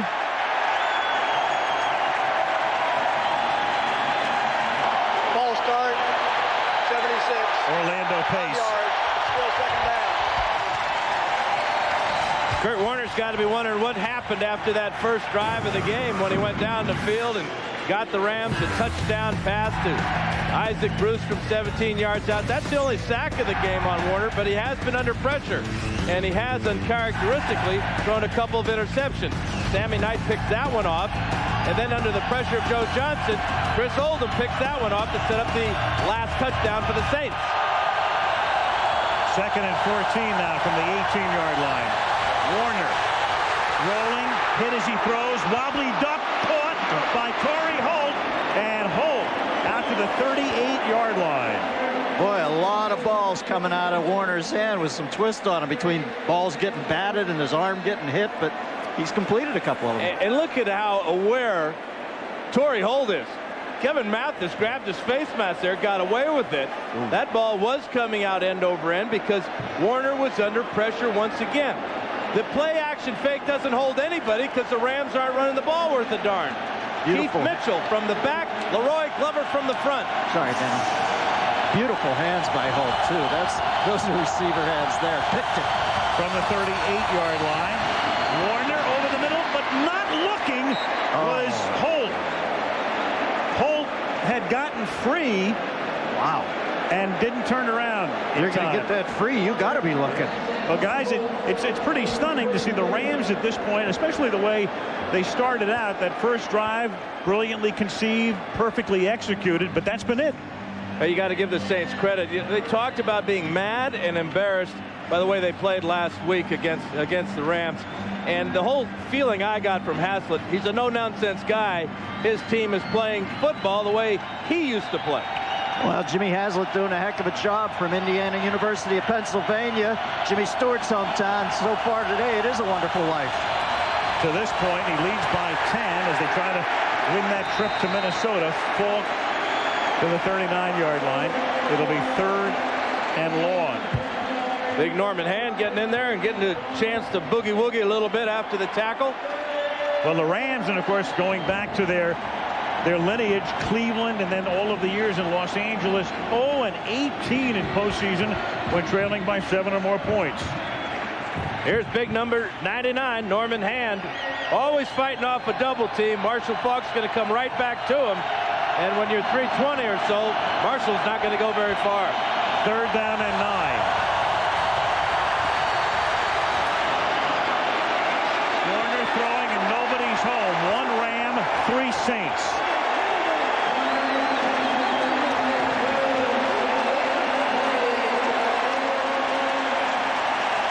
The Saints have got this man out of his rhythm, out of sync, and they're playing disciplined football, no penalties, although Warner and Marks were looking for one there.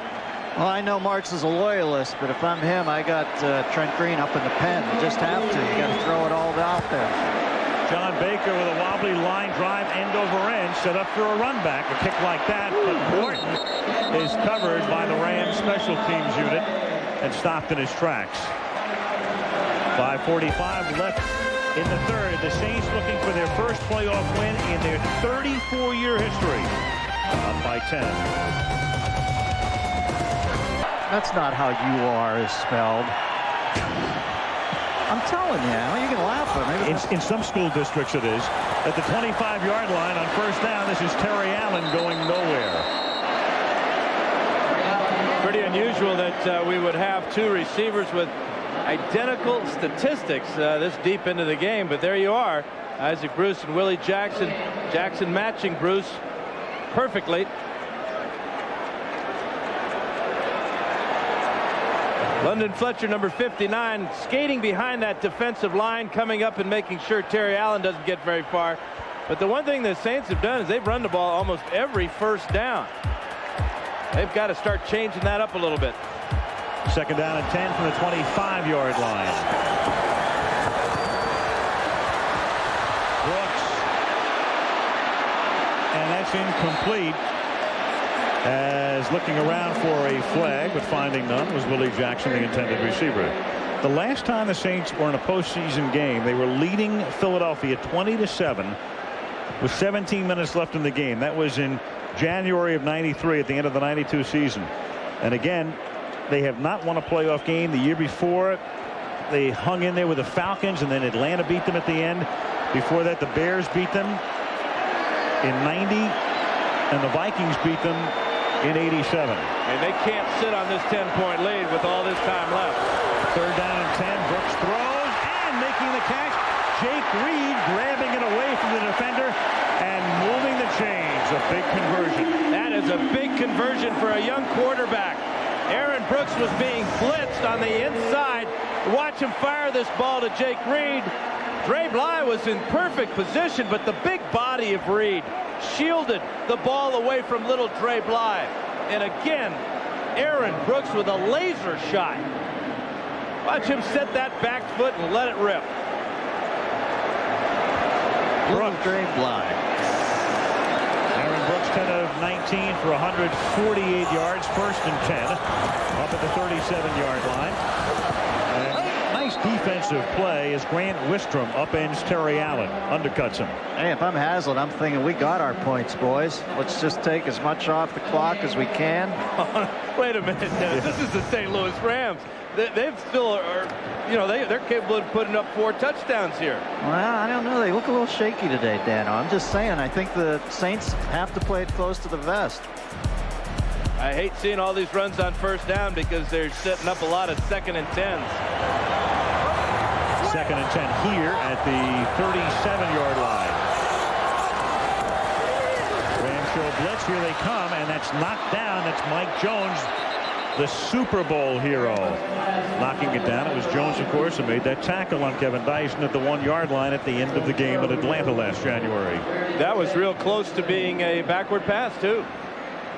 Let's take a look at that Super Bowl tackle, Al. This was a heck of a way to end the greatest Super Bowl ever. And I think the Titans have used this 1 more yard theme very effectively this year as they finish with the best record in the NFL at 13-3. There's that play, clearly a forward pass, knocked down by Mike Jones. Tyson underwent arm extension operation in the offseason, too. That's how committed they are this year. 3rd and 10. That's why he's on IR. There's Brooks. That's caught underneath. And then starting to stumble was Reed, so he couldn't regain his footing and stopped well shy of the 1st down, and New Orleans will kick. 3:13 and counting down. Aerial footage coverage provided by Southwest Airlines.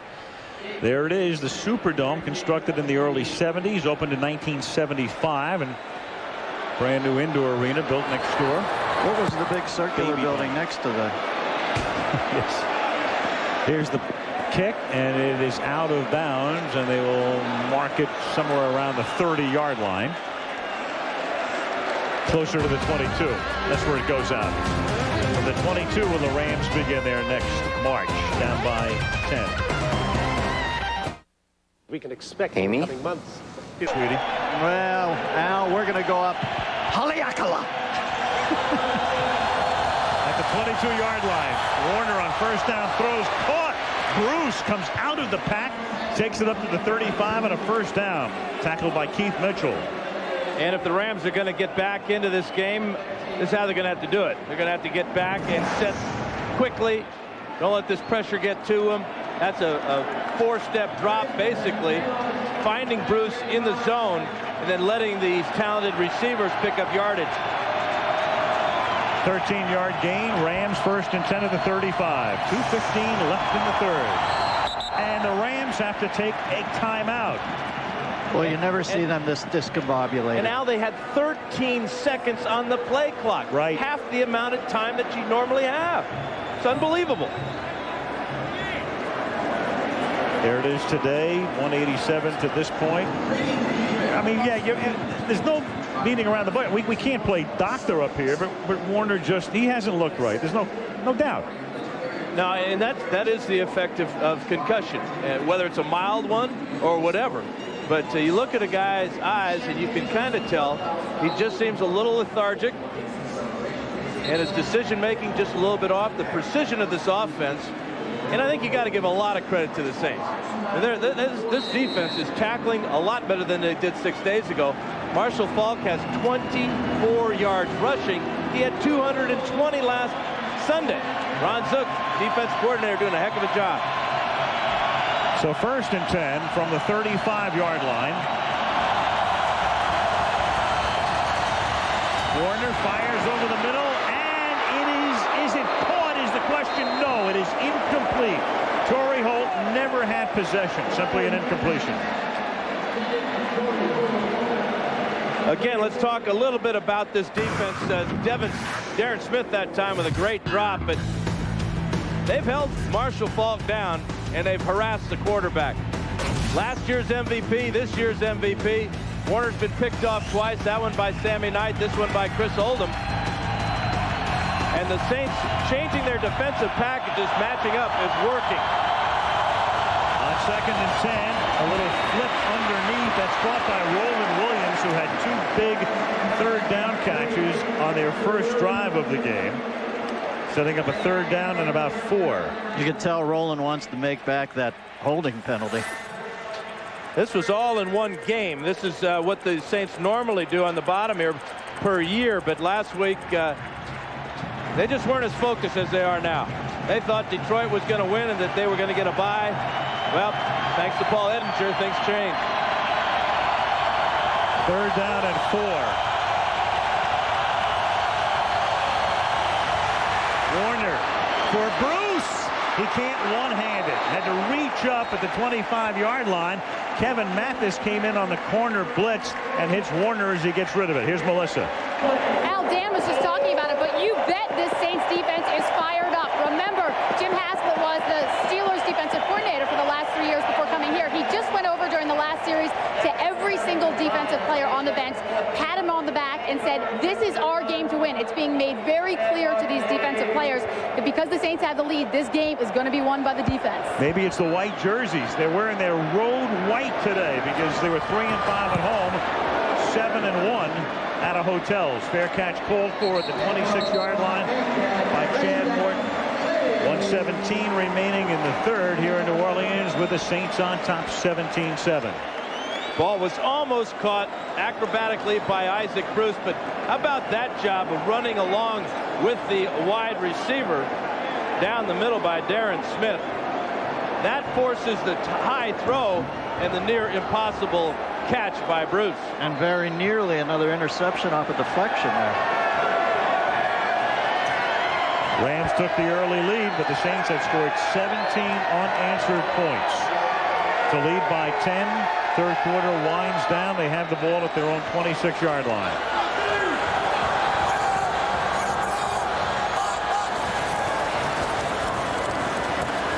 Allen. Terry Allen, who was out of football until the end of November when Randy Mueller needed a running back. And one of the reasons he went for a guy like Allen was because Allen has a lot of experience. He's been around. He's been a 1,000-yard guy. He's been in the playoffs with Minnesota and Washington. Where was he 5 weeks ago, Al? In Atlanta at home, waiting for a call. Kept himself in pretty good shape, but he didn't want to go to anybody's camp because the teams that invited him to training camp this summer he felt were not playoff contenders. He's only 32, but those knees are a little older than that, huh? Well, actually, they're both brand new, so they're younger.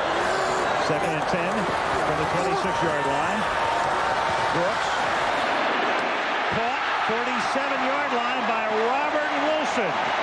So out of nowhere comes Robert Wilson, a guy who had not scored a touchdown in 2 years in the league. Gets one today. Big 21-yard pickup here. Oh, and these Saints are believing. A deep route, turns McLeon all the way around, and then again it's a line drive fastball from Aaron Brooks for the 1st down. Yeah, when this kid's in his rhythm and unobstructed, he throws Steve Dalkowski heat. That is the end of the 3rd quarter. The Saints trying to win their first postseason game ever. Lead the world champions 17-7. Back we come to New Orleans after this message from our ABC station. You know what a freaky town this is? Even this guy's getting chicks. How would you know? Huh? Even without electrolysis. We start the fourth quarter. 1st and 10. Saints from the 47-yard line as Brooks to throw under pressure and then flings it out here to Allen, who gets by Jones, and then Light makes the tackle at the 48-yard line, turning no gain or a small loss into a pickup of about 6. The biggest difference in this game right now is the offensive line of the Saints is giving their quarterback time to throw. Neither team running the ball very well, and the Saints hanging in there as far as the passing yards are concerned. But Aaron Brooks right now is being afforded time to throw. That gives him confidence. That time he went to his outlet receiver, Allen, as the pressure was breaking in on him. Your outlet man's usually not that close to the sidelines. You can tell the kid trusts his arms. He gunned it. 2nd down 4 from the 47-yard line. Allen stopped in the backfield. We've been talking about Randy Mueller today, the architect. They brought Mueller in to run the team here in New Orleans. Tom Benson did. He wanted to revamp the whole operation. Randy had been in Seattle for a number of years, and he kind of worked behind the scenes. He'd done a real nice job with the Seahawks, but when Mike Holmgren came to Seattle, Mike had to have so much control that it made Mueller available, and they looked around, and Benson did, as it turns out, a pretty brilliant thing at this point. Mueller comes in, he brings Haslett in, and this team is less than 15 minutes away from its first playoff win after a 3-13 season. 3rd and 6 from the 49-yard line. Brooks, and it is caught. It is caught by Willie Jackson, and he's going to dance his way taunting into the end zone. Slow dance. A slow dance and a slow death for the defending champions. That one is a real killer. But it's like so many plays today where the Saints were just right on the mark. The Rams just a little bit off. Dexter McClean was all over Jackson. Couldn't make a play on the ball, fell down, and Jackson could dance his way into the end zone. Now St. Louis really is up the river. Without a paddle or a... They still got a paddle, but or a steamboat. Bryant. The conversion. And the New Orleans Saints with Brooks and Allen and Horn Hurt lead the world champions by 17. Pretty amazing. Are 13-22 along with the Saints away from their first advancement ever in postseason play. If they win, they go to Minnesota next Saturday. 24-7 New Orleans. It's a bouncing ball. It's fielded at the 1-yard line. It's Tony Horn. Cannot get out of his tracks. Stopped at the 13. Freddie McAfee and Rob Kelly are there. Here's Jackson working against Dexter McClean. Look at how perfectly the ball is thrown as McClean is hanging on Jackson's shoulder.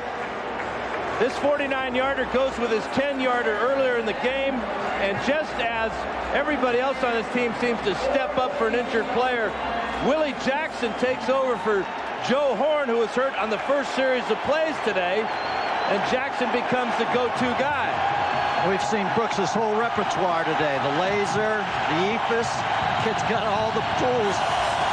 The Rams now, they start with a little shovel to Marshall Faulk, who takes it up to the 22-yard line. You talk about them winning and maybe going to Minnesota next week, Gal. There's a slight chance they might have Ricky Williams back for that game.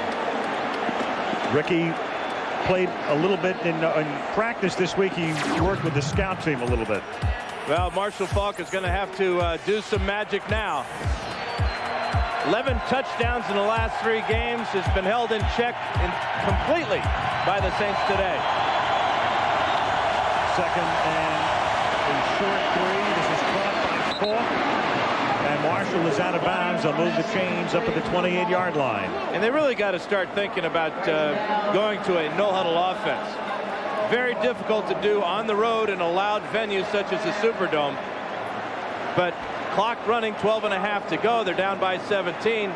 Rams got to start thinking about it. Yeah, but when you're calling a timeout with 13 seconds to go on the play clock to go over to the sidelines, maybe it might not be the day for the no huddle. Maybe Warner is There is no tomorrow, I think somebody said in a movie called The Water Boy. I know. No time to hold anything back. And you got scale to say it, didn't you? Absolutely. From the 28-yard line.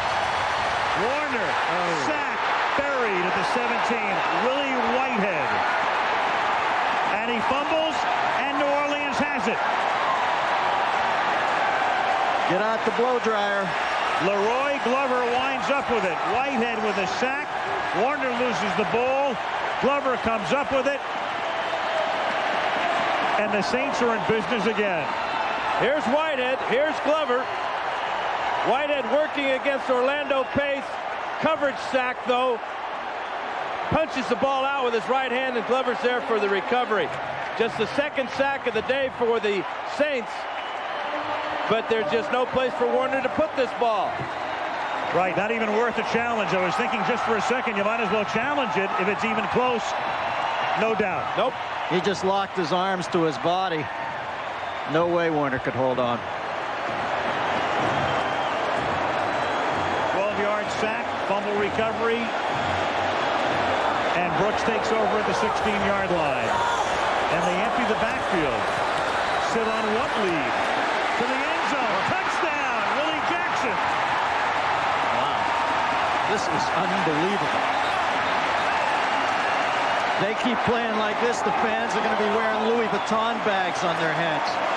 And twice after turnovers, the very next play, Jim Haslett's Saints strike for the score. How about this for your first playoff game for Aaron Brooks? 4 touchdown passes. Personal foul, play hit, 41 on the defense. After the score, the touchdown counts. The penalty will be done on the kickoff. That's Todd Light for the personal foul. So Willie Jackson, a free agent pickup from Cincinnati.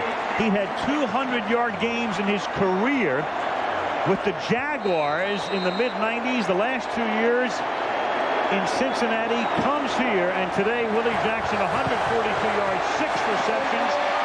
Joe Horn goes down. Robert Wilson scores an early touchdown. Jackson now has 3, and the Saints lead it 31-7.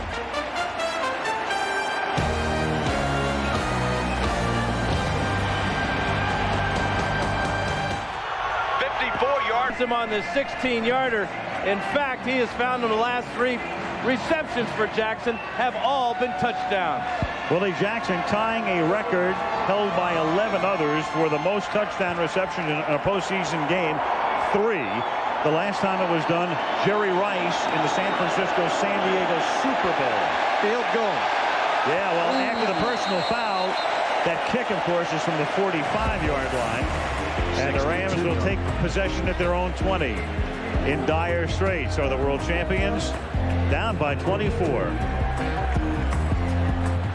New Orleans is being brought to you by Ford F-Series. The best-selling trucks are built Ford tough. Frost-brewed Coors Light tapped the Rockies.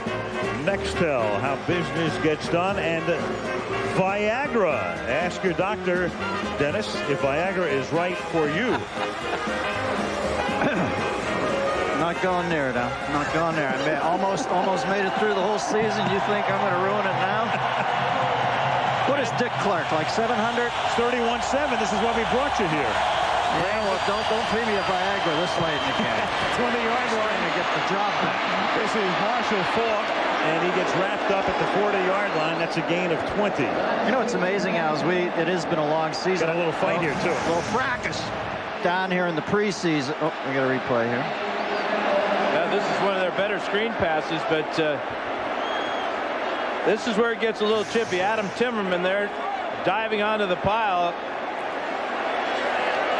I stopped down here in the preseason in between games. I had done like 1 or 2 games. I went for a walk. The guy at the front door of the Superdome saw me, said, "Hey, you want to come in?" And, he recognized me. I stood on the 50-yard line, just marveled at the Superdome. There's the fracas. And I remember the guy saying to me, "Too bad you won't get down here this year. We don't have a very good team." And he was right at that point, you would have thought. 1st and 10, and that is caught. This is Faulk, and Faulk is going to try to keep the Rams alive as he takes it down to the 25-yard line. You know, aside from the fumble that when Warner got hit, the Rams have gotten the ball to Marshall Faulk 4 straight times, and that's pretty good thinking. This is a guy that's going to get you back in the ball game if you have enough time. I'm not so sure, though, with 10.5 minutes they do. Faulk looked like Willie Jackson on that play. Willie Jackson has caught 6 for 142 yards today. Faulk, nothing on the ground. 24 yards, 14 carries, 74 yards in receptions. That's his 6th catch. Warner to the outside. That is caught by Ricky Prohl, who's going to turn it back inside. And he stopped at the 16-yard line. Hawthorne on the tackle, gain of 9. Not been a great day for Kurt Warner. And this is the puzzling thing. This is after the injury. Teams have played the Rams differently. They play them with a lot more deep zone and have forced the Rams to try to complete passes over the middle and take little shots down the field. It's a smart move by Prohl. No sense going out of bounds. The pocket's going to keep rolling anyway. 2nd down and 2 from the 17-yard line. Warner throws. That's caught by Prohl. And you know, they haven't looked like it today, but if any team is going to overcome this large a deficit this late in the game, it would be the St. Louis Rams. And just like that, they're down the field, and after the extra point, they'll shave it to 17. Well, they're going to try and shave it to 16 now because they're going to keep the offense on the field and go for 2. Well, you would hope Haslett wouldn't play soft here now towards the end, you know, just trying to, you got to keep that attacking defense going. Maybe that's why they went down the field so quickly. Going for 2 because that way you're within 2 touchdowns and 2 two-point conversions. Trying to shave it to 16. Warner lining up at the 2-yard line. This is Faulk. Can he get in? No. Stop short, so it's 18 points. No! Now they say on a late ball, one official comes in and said he got to the goal line. There's another guy shaking his head who's saying no, he didn't. So there is, that's the head linesman saying no. You can tell by the body language, no, sir. After I believe it was the side judge who came in and said he got in. Yep, that's Fred Gerke, number 72. Short of the line, the point is no good.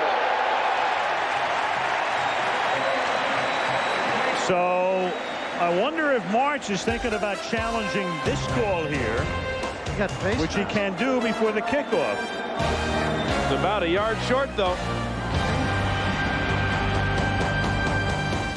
36 remaining in regulation. It is an 18-point game. If the Rams are to attempt an onside kick, you see the line, it would have to get to the 40-yard line, go 10 yards. Of course, the Saints are anticipating the possibility as they line 6 guys up at the 40. And Wilkins descends it conventionally down inside the 5, taken at the 3-yard line by Fred McAfee. And McAfee, for a moment, broke out into the clear and then gets necktied, and a flag comes down at the 37. Todd Light with the tackle.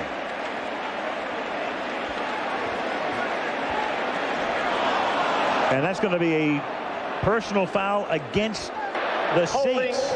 27 of the receiving team, 10 yards, 1st down. And amazingly enough, Al, that's the first penalty against Jim Haslett's Saints today. Not a good time for it, as the momentum is clearly on the Rams side. Whether they have enough time to work with it or not, we'll see. They were flagged for one of the call, that was the running into the kicker, which was declined by the Rams, but it doesn't count unless it's accepted, and that is the first accepted penalty. The Rams have been penalized 8 times for 55 yards. Rob Kelly was the culprit. From the 23-yard line, 1st down and 10. Flag before the snap. Wow. Well, there's a big umpire. Prior to the snap, false start, 68, 5 yards. It's still 1st down. Kyle Bullet Bob Turley. Turley's on the kind of nasty side. He's a good player. Southwest Airlines providing the aerial coverage. In fact, a lot of coaches thought that Turley should have gone to the Pro Bowl. And he did make the All-Pro first team, so that's pretty good bookends for the Saints, him and Rofe. He's in the Church of Latter-day Saints. Is that like a saint who gets in from the Veterans Committee? Yes. The screen is set up. Morton and the SC rookie with a first down and all the way out past the 40 to the 44-yard line. And then another fight begins to ensue with Keith Lyle and Jerry Fontenot, but they get them apart. And finally, the Saints throw the ball on first down. Perfect call against the pressure. Watch the Rams run and chase Chad Morton, and they're not going to find him. John Moran way down the field. He can't collar him. A lot of arm tackling. That's desperation time now. You arm tackle when you try to punch the ball out, try to create some type of turnover. Now this is driving Bud Carson back into retirement. That was a huge play after the penalty. First and 10 at the 41-yard line. 23-yard pickup there. Now to the ground to try to eat some of the clock with Terry Allen. They've got to eat some clock, too, because the Rams, their last drive, they went 80 yards. Warner was 4 for 4, only took 2 minutes and 21 seconds. That's how fast they can score. Aaron Brooks, 4 touchdown passes today. And it's been in the second half where he's been most impressive, getting time to throw. That's his first one of the day to Robert Wilson. And now a couple of laser shots. Willie Jackson. And this nice feathery touch over the top of Dexter McCleon. And finally, after the turnover, Jackson puts it away. Well, he's setting the bar pretty high for other young QBs like Culpepper and McNabb. Here's Allen, and he gets wrestled down after a gain of a couple up to the 43-yard line. 7.5 to go in the fourth. Aaron Brooks, 4 touchdowns. And in the first postseason game, Kurt Warner last year in the Minnesota game with 5 touchdown passes. Lynn Dickey in 82 and Aaron Brooks today. The postseason overall record, 6 by our colleague for the day, Steve Young, in the studio in New York in the Super Bowl against San Diego. And Darryl LaMonica did it in the playoff game for Oakland. The Mad Bummer. The vertical game. Don't be doing that. 3rd down and 8 from the 43-yard line. Brooks. And that's incomplete. The pass is floating, and looking around for an offensive call is Dre Bly, intended for Jake Reed. Good call that time, excuse me, Dennis, but Devin Bush came on the safety blitz, and he's the reason this ball kind of fluttered down the field. Watch him hit Brooks right in the ribs. And Aaron has no idea, but he knows that it might have been picked off. He must have one of those ab machines to pop up from that thing. Heck, he's only 24 years old. Yeah, right in the bread basket, though. I don't care if the bread isn't leavened. Still the bread basket. Toby going to punt. And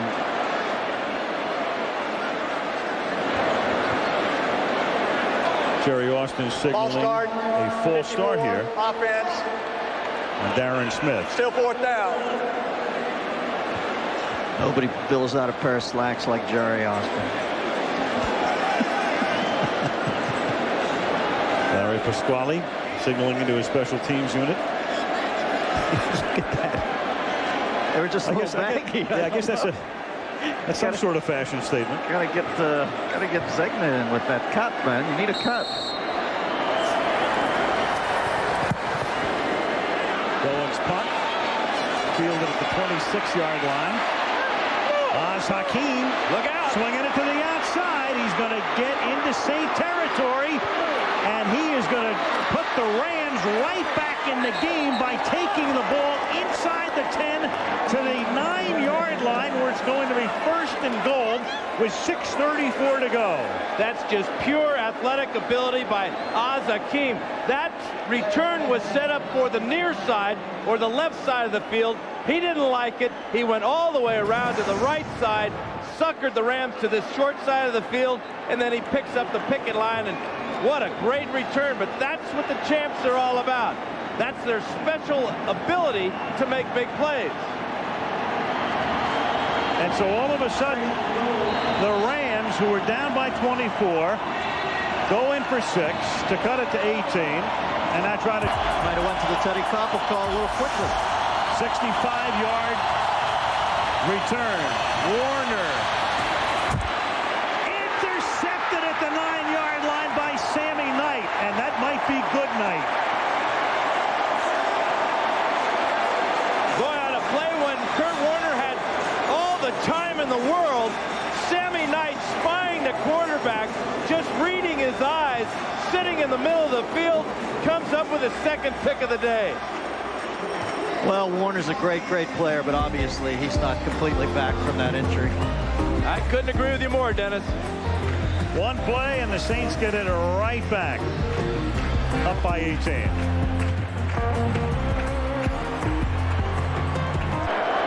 Kurt Warner with 2 touchdowns, but 3 very costly interceptions. Sammy Knight with 2 of those.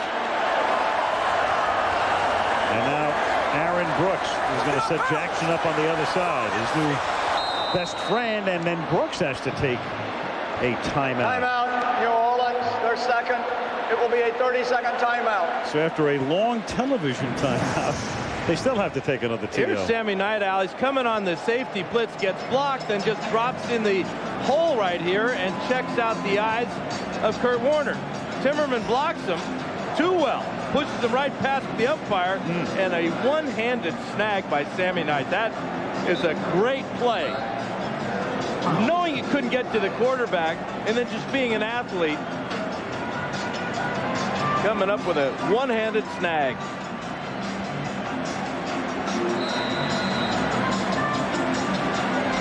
And Mike Martz, in his first season as the head coach of the Rams, his team coming in the side door for the playoffs, but right now 6.5 minutes away from elimination as the Saints try to win that trip to the Twin Cities. And you talk about penetration. DeMarco Farr came across the line and amazingly was onside. Tell you what, the Saints had better not relax, and they look like they're in the relaxed mode right here. DeMarco Farr jumps all over the back of Aaron Brooks and causes this fumble on the exchange to Chad Morton. Morton real lucky to fight at the bottom of that pile to get possession of this ball. Very alertly picks it up with Wistrom coming in and nearly gave the Rams another 1st and goal again. 2nd down and 15 from the 7-yard line. And Brooks into traffic and incomplete. Intended for Andrew Glover. NYPD Blue back. Then is Franz Rick Schroeder. Brand new year, NYPD Blue, Tuesday, January 9th. You know, Rick Franz is amazing on that show. Amazing. Season premieres Tuesday, the 9th of January, right here. Yeah, you can tell that the Saints have never been in this position before. Because right now, they are taking the big gag. Except for Sammy Knight making that interception, this offense is just totally checked out. I mean, think about this. They take a timeout, then there's a fumble, then they go over the middle. They're taking no time off the clock, and they're backed up 3rd and 15. On the ground, Morton, and he gets taken down at the 7-yard line. Yeah, but if you're going to gag, why not gag at 5.5 up 18? A little skirmish up at the 20-yard line. The Rams have 2 timeouts to go. They'll get the ball back with 5 minutes to go. And they also get the 2-minute warning. But they need 3 possessions to tie the game or take the lead. Down by 18. I can tell you guys have seen a lot more things in football than I have, because this is over, right? Well, you just got your hair dryer out. You got it out 10 minutes. Let that baby in. Let it blow. Coppel's walk today. Goins punt. Signaled for a fair catch by Hakeem. Then he has to let it go, and then he picks it up. And that turns into a mess as he's tackled back at his own 37-yard line. Should have fair caught it in Saint territory. Here's Melissa. Well, Aaron Brooks certainly has been a star today, but it's been a long road to stardom. He was not a starter till his junior year at the University of Virginia. Scouts thought he was too timid, too shy to lead an NFL team. Not a single NFL team worked him out privately. He didn't fare well on the Wonderlic test, which is given to all NFL prospects. So he was the 9th quarterback taken in the draft, was the 3rd string guy in Green Bay, and the Saints traded for him this year. During his first snap in training camp, Jim Haslett said that Brooks mumbled something. No one could hear him. Haslett was thinking, oh, great, the scouts were right. But you know what? Brooks has proved everybody wrong. Aaron Brooks from Virginia, now Warner out of northern Iowa hits Bruce, and here go the Rams again, all the way down to the 33-yard line. One other interesting thing about Brooks is he was actually drafted behind Joe Germain, who is the number 3 quarterback for the Rams right now. Well, on a sidebar note, it's reprehensible those Wonderlic test scores get out. I mean, that's amazing to me. Do we need to know everything about each other in this culture? What was your score? Huh? Man, I think I had like a 1040 on the college board. At a W2. On 1st and 10, that is caught at the 25-yard line by Isaac Bruce. Gain of 9, out of bounds he goes. Here's ED. Al, I tell you one thing that we know the Rams offense is having very much precision. And today, if you watch them, they look very off. I'm not sure if it's Kurt Warner from the concussion, but the timing has not been there. There's been a lot of drop passes. There's been a lot of confusion. Even on the sideline, the receivers have been over to the coaches, so they're not sure what Kurt is trying to say. So I don't know what's really going on, but there's been a lot of confusion in the Rams offense today. Yeah, very, very inconsistent, except for that first drive today. 2nd and short from the 25. 4:01 remaining in regulation. Warner flush, throws over the middle. That is caught. Falk. Marshall inside the 10. Marshall to the end zone. Flag. And there's a flag down back at the 37-yard line. He indicated roughing the passer, and then he got it right. It's roughing the passer. It's against the Saints.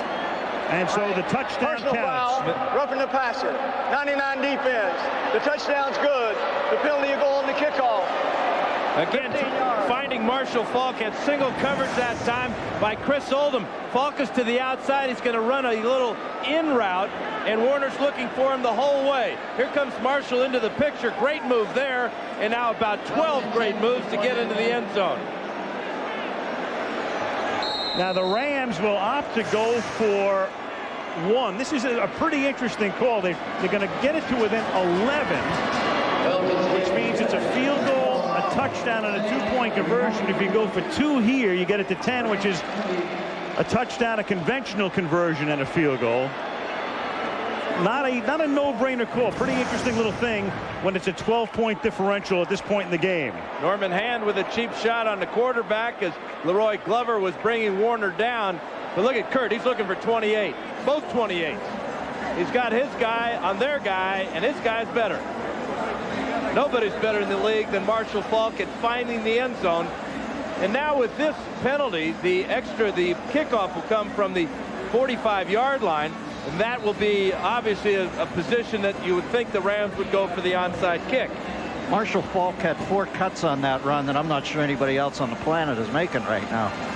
Guy had arthroscopic knee surgery less than 2 months ago.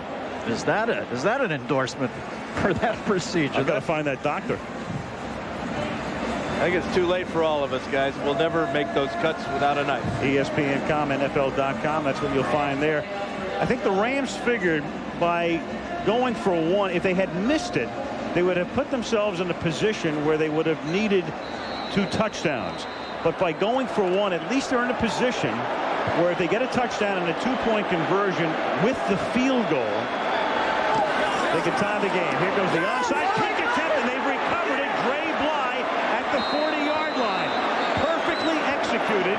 Flag down at the 47-yard line. Rams are offsides, Al. Oh, boy. They are. Their 9th penalty of the day, and this is a killer. That was so well executed. Dre Bly got that Offside recovery. On the kicking team. 5 yards. Replay the kickoff.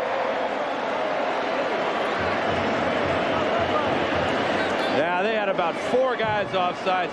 Watch Bly come in right here. He catches this ball without any contact. The Rams were so far offsides. What a killer. They've killed themselves. You go back to Knight's interception, and now you get this one. In the league this year, when it's an anticipated onside kick, which clearly this is, the kicking team has recovered 15% of the time, about 1 time per 6 kicks. Here we go again. One more try. And this time it's a jump ball. Does Bly have it again? Yeah, he does. He does. He has come up with a football and no flags this time.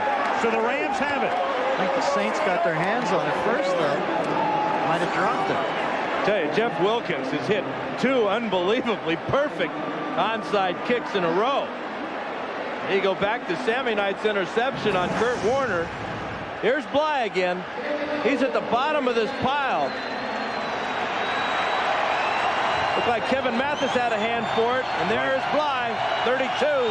Look how high this ball bounces. That's the key.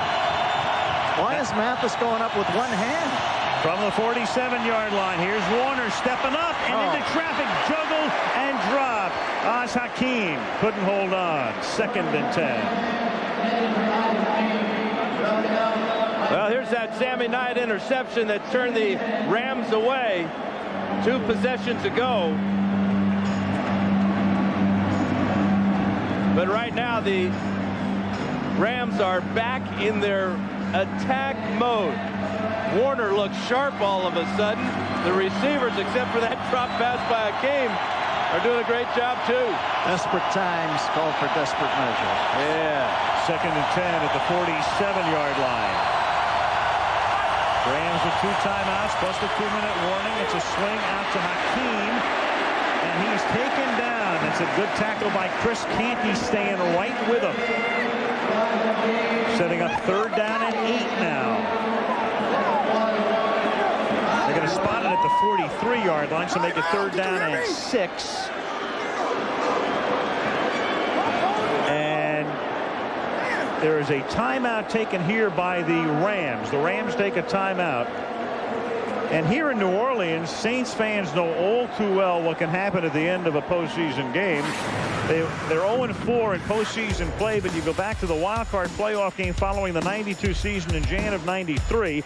The Saints had a 20-7 lead with 2 minutes to go in the 3rd quarter, but there was Randall Cunningham throwing a touchdown pass, and the Eagles erased that deficit and went on to win the game going away 36-20. Some pretty good players on that defense for the Eagles. Seth Joyner and Eric Allen with those 2 interceptions. But facing this offense, a whole lot tougher than facing the offense of the Eagles for the Saints. It is 3rd down and 6 at the 43-yard line.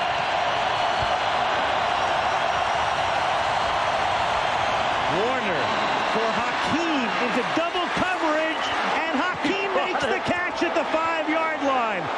How in the world, between Hawthorne and Perry, did he pull that in 38 yards? It's because Hawthorne and Perry didn't play the ball. The only guy going for this ball is Hakeem. Hawthorne's got his back to it. Ball perfectly tossed in there by Kurt Warner. 1st and goal from the 5-yard line. Warner flushed out. Looking, throwing to the goal line, and incomplete. Ricky Prohl was there. Sammy Knight with the coverage. 2nd and goal. Saints are playing a little tight here, huh, Dano? Oh, yeah. That's, Michael Hawthorne is hurt. Looks like he's got a cramp in his right calf. And keep in mind, they're already minus Alex Molden. He's out for the game. And 7 defensive backs is a big part of their defensive package, especially when they play against the Rams, and the Rams use 4 wide receivers. And Marshall Faulk. Hawthorne, a 6th-round pick, and Hazlitt tells me thinks he's going to be a great one down the road. And now the crowd becomes eerily silent here at the Superdome with the Rams. 2nd down and goal from the 5-yard line. They work on Hawthorne as you look at The aerial view of New Orleans, New Year's Day, the Rose Bowl presented by AT&T, the Huskies and the Boilermakers, Washington and Purdue from Pasadena. Then following that, the Tostitos Fiesta Bowl, Oregon State and Notre Dame from Tempe, Arizona. Well, the crowd's obviously apprehensive because they realize there might be only 2 minutes and 43 seconds away from seeing Tom Benson dance. This is why nobody wanted to see the Rams get into the playoffs. Because Kurt Warner and this offense, they expect to be able to make plays like that. They're never out of it. If there was ever a team that can put up points, we've seen the records that they have set this year. And Warner getting time to throw now. Big difference from earlier in the game. Saints pass rush has been non-existent, and Warner's been able to pick them apart. I am on the verge of eating so much Major Crow, I cannot tell you. It is second down and goal at the 5-yard line. The Rams, not that long ago, trailing 31-7. 31-20. And second and goal at the 5. Warner, who rarely runs, but this time he runs it in for a touchdown. Kurt Warner with everybody covered, coming back to this side of the field, finds the corner of the end zone, and it's 31-26. Wow, his light went on around 15 minutes ago. He is in the zone. And I think your hairdryer went in the bathtub. And now you have to go for 2, down by 5. So Warner stays in to try to get them to within a field goal. What are the chances of recovering 2 onside kicks back to back? Wilkins keeps putting them where he's putting them. It's going to be hard not to recover. At the 2, here we go for the conversion. Warner throws, and they're within 3. That's 4. You know, the Rams are actually in a position here, 1 timeout plus the 2-minute warning. You could actually consider kicking deep. I would consider kicking deep because the Saints have checked out of this game when they had the big lead.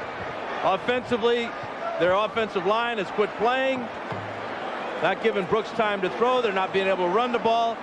And right now, if they kick off, the Rams kick off deep to the Saints, that would be the proper move. Well, this is reminiscent somewhat when you think back a few years ago to the Houston-Buffalo game. The 35-3 lead squandered by the Oilers as you look at the 2-point conversion. That was the greatest comeback in NFL history, down by 32. The Rams trying to erase a 24-point deficit here. And this in a lot more condensed amount of time than that great Buffalo win. Very much so. Look at that, 21 points here in the 4th quarter. Kurt Warner doing it with his legs this time. But where's the Saints pass rush? There's Norman Hand. He's not going to get him. No pass rush. Well, I think you got to get it off Glover or Howard because Big Norm's no doubt flagged by this time in the game.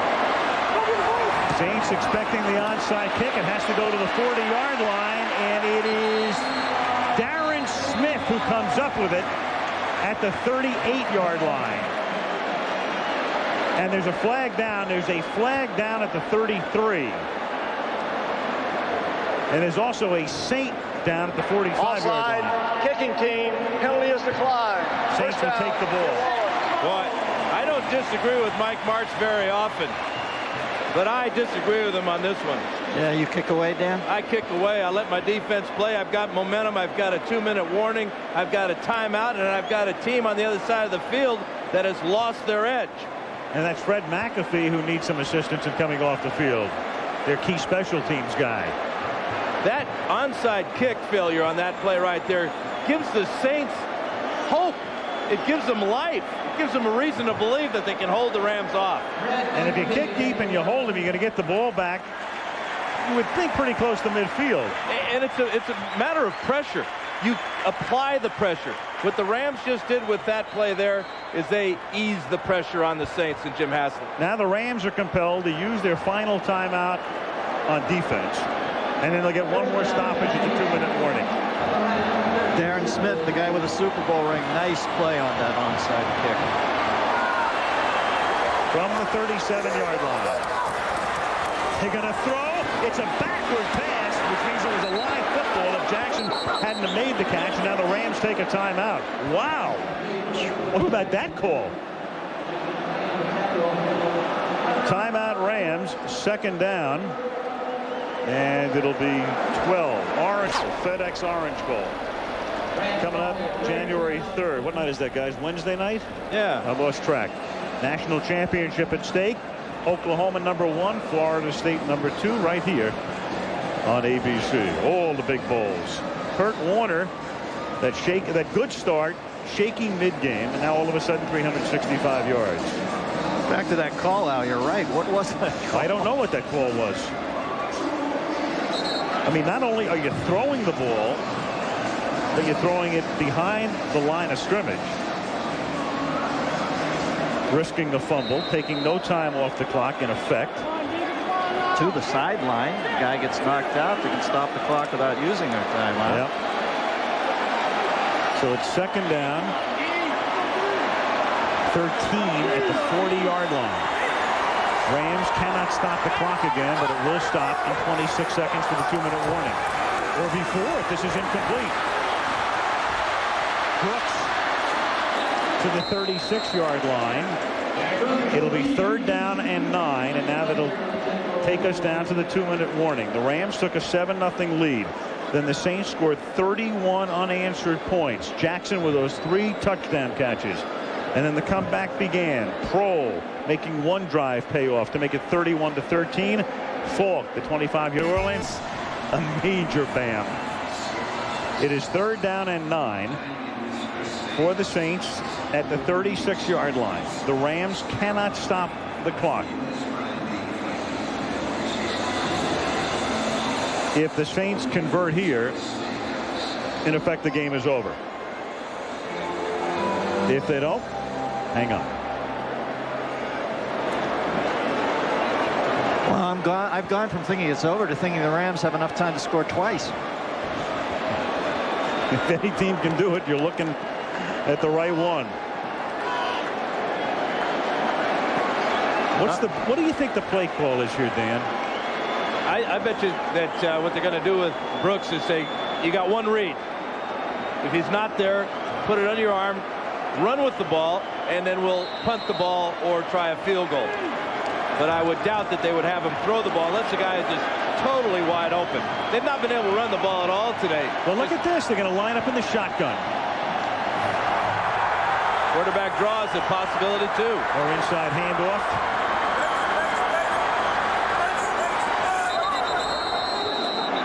Andrew Glover moved. That'll cost him 5. 82, offense, 5 yards, still third down. Boy, they're not going to make it easy, are they, the Saints? They are losing serious heat towels off the nose cone here. This is why they've never won in this city. Some people think this city is cursed.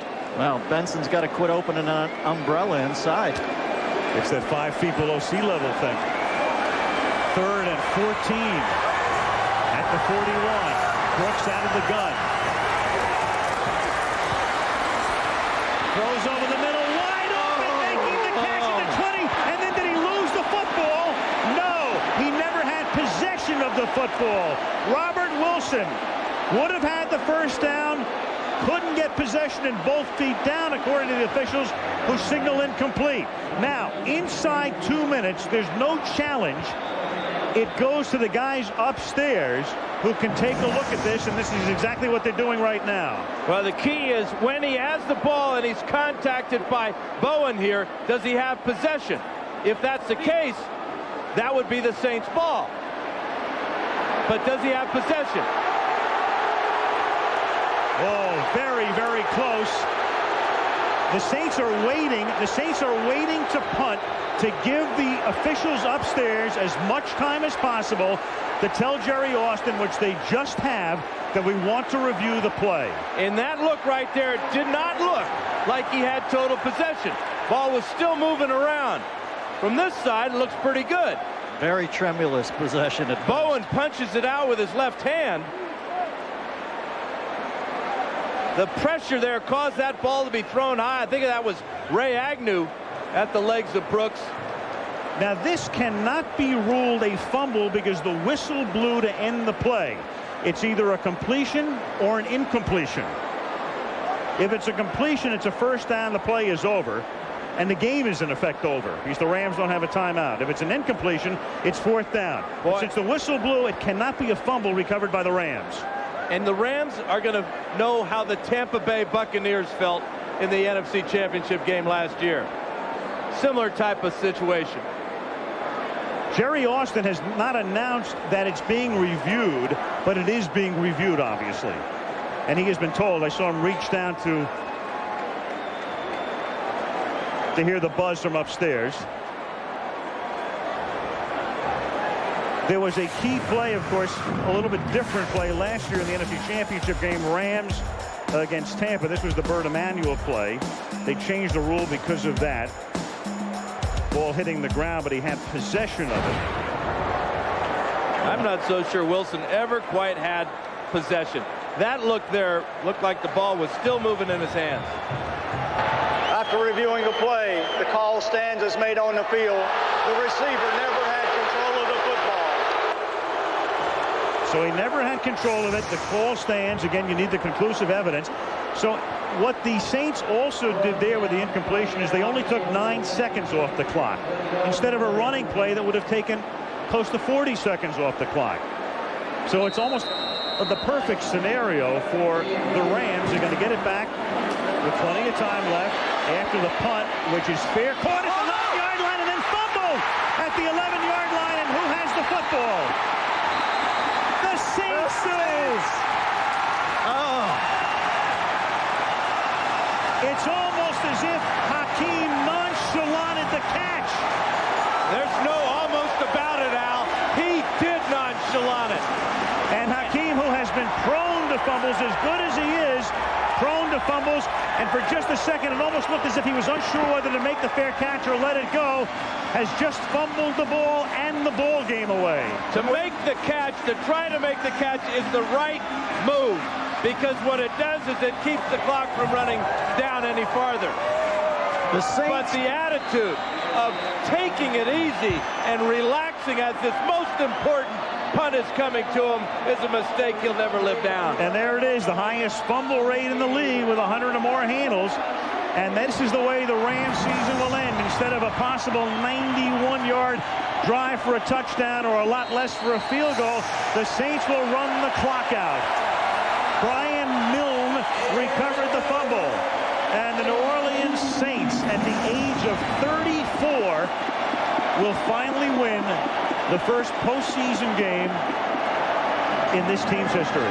And the irony of it all, with Hakeem with the great punt return that got the Rams great field position and then a touchdown, he just took his eye off the ball at the last instant. And you can say goodbye to the defending champs. And you can say goodbye because of 9 penalties and 5 turnovers. One more kneel down, and it's on to the Twin Cities for the Saints. So they will go to face the Vikings next week. The Giants will host the winner of the Tampa Bay-Philadelphia game. Miami winning today in overtime against Indianapolis, going to Oakland.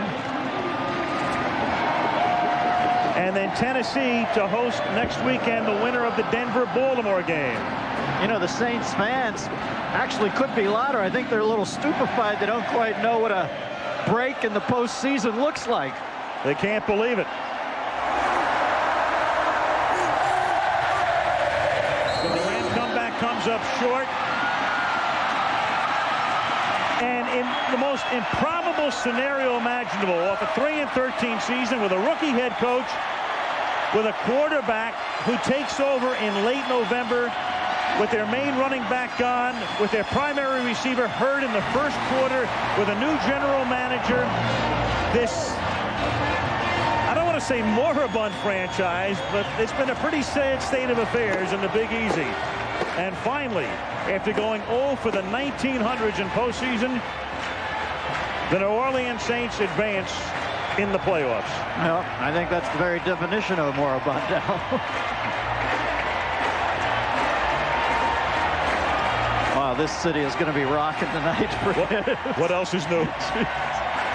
They've got reason. They've got reason. They've never been in this situation before. But you're absolutely right, Al, with those penalties and the turnovers. All right, let's go to Melissa, who's chasing Jim Haslett. Jim wants to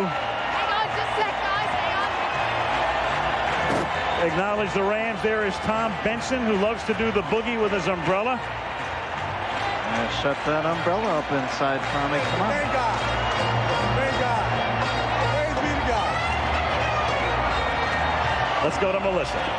All right, Jim Haslett, you are a first-year head coach. Come in here, take a 3-13 team to the first win of the playoffs. What does this mean for this organization? Well, I think it's a great honor for the organization and Mr. Benson, and just to get a first win in playoff history. And I can't say enough about the players. I mean, they had a chance to come back and win the game, but we fought through it, and I thought we played extremely well today. You lose another star player in Joe Horn, but you guys overcome that yet again. How do you continuously do that? Well, that's kind of what we do. We lose guys, and guys step in and play. Willie Jackson stepped up today, played great. Our defense played great up till the end of the game, and I can't say enough about our players. Well, congratulations. Okay, thank you. Let's go over to Eric. 3 touchdowns today, showed the whole country. How did it feel? Well, it feels great. You know, it just feels great as a team. You know, we worked so hard, and at the end, we almost let it slip away, but it feels great. They almost let them come back. Yeah, we almost let them slip away. You know, they had momentum, and things kept happening, and we just, you know, we got a little lax, but we put up enough points to win. Good game. Congratulations. Back to you guys. Such improbable heroes. Aaron Brooks, Willie Jackson, and Jim Haslett has taken the Saints to Minnesota.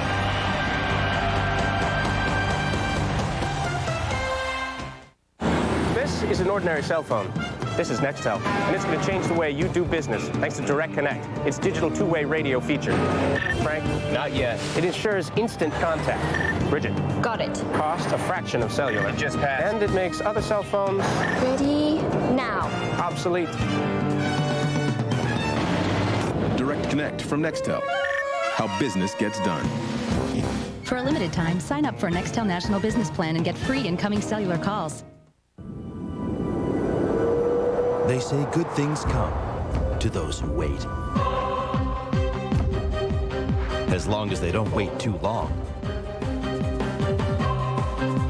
From now until January 2nd, get a $500 holiday bonus for $1,250 total cash back on any 2001 Grand Prix. So stop by your Pontiac dealer now and light up the season. This holiday bonus ends January 2nd. Welcome back to New York, and Steve Young, I guess New Year's Eve has already begun in New Orleans as they're finally off the schneid. The greatest show on earth folds its tent. We'll have a new Super Bowl champion, and the greatest fourth quarter comeback in playoff history doesn't happen. Well, you know, you look at the Rams today, very emotionless. After telling us last week that when the kick went through in Detroit, we're back in it. Emotionally, we're going to come back down here and dominate. And they really never emotionally were there until the end, obviously. But even then, it seemed like they were going through the motion. So, you know, shockingly, the Rams go home, to me. New names for the Saints. Yeah. New names. Well, when Joe Horton went down, I ended up with Wilson and Jackson catching 4 touchdowns. Next week, is it Cleveland and Lincoln? I mean, talk about a no-name.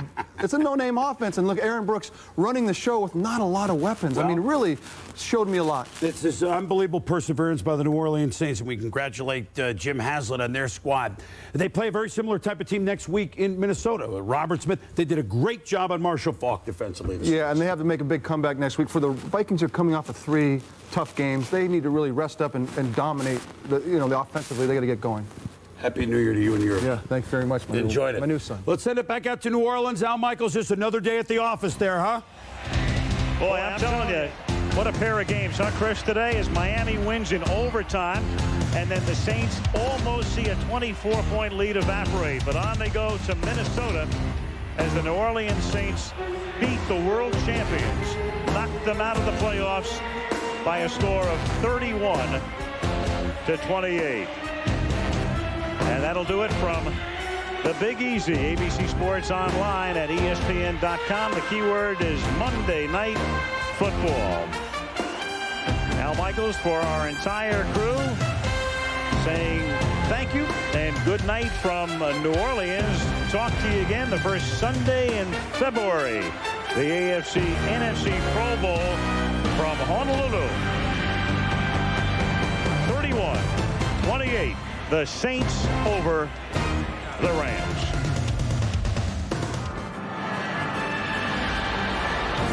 ABC Sports thanks you for watching this presentation. Gotta go to work. The postseason drive for Super Bowl 35 begins today. Get ready. We're back. We're coming to get this game. After last week's must-win, the Rams roll up into the Superdome for the second straight week. Can the NFL's MVP big up again? Question, who is the real beast of the AFC East?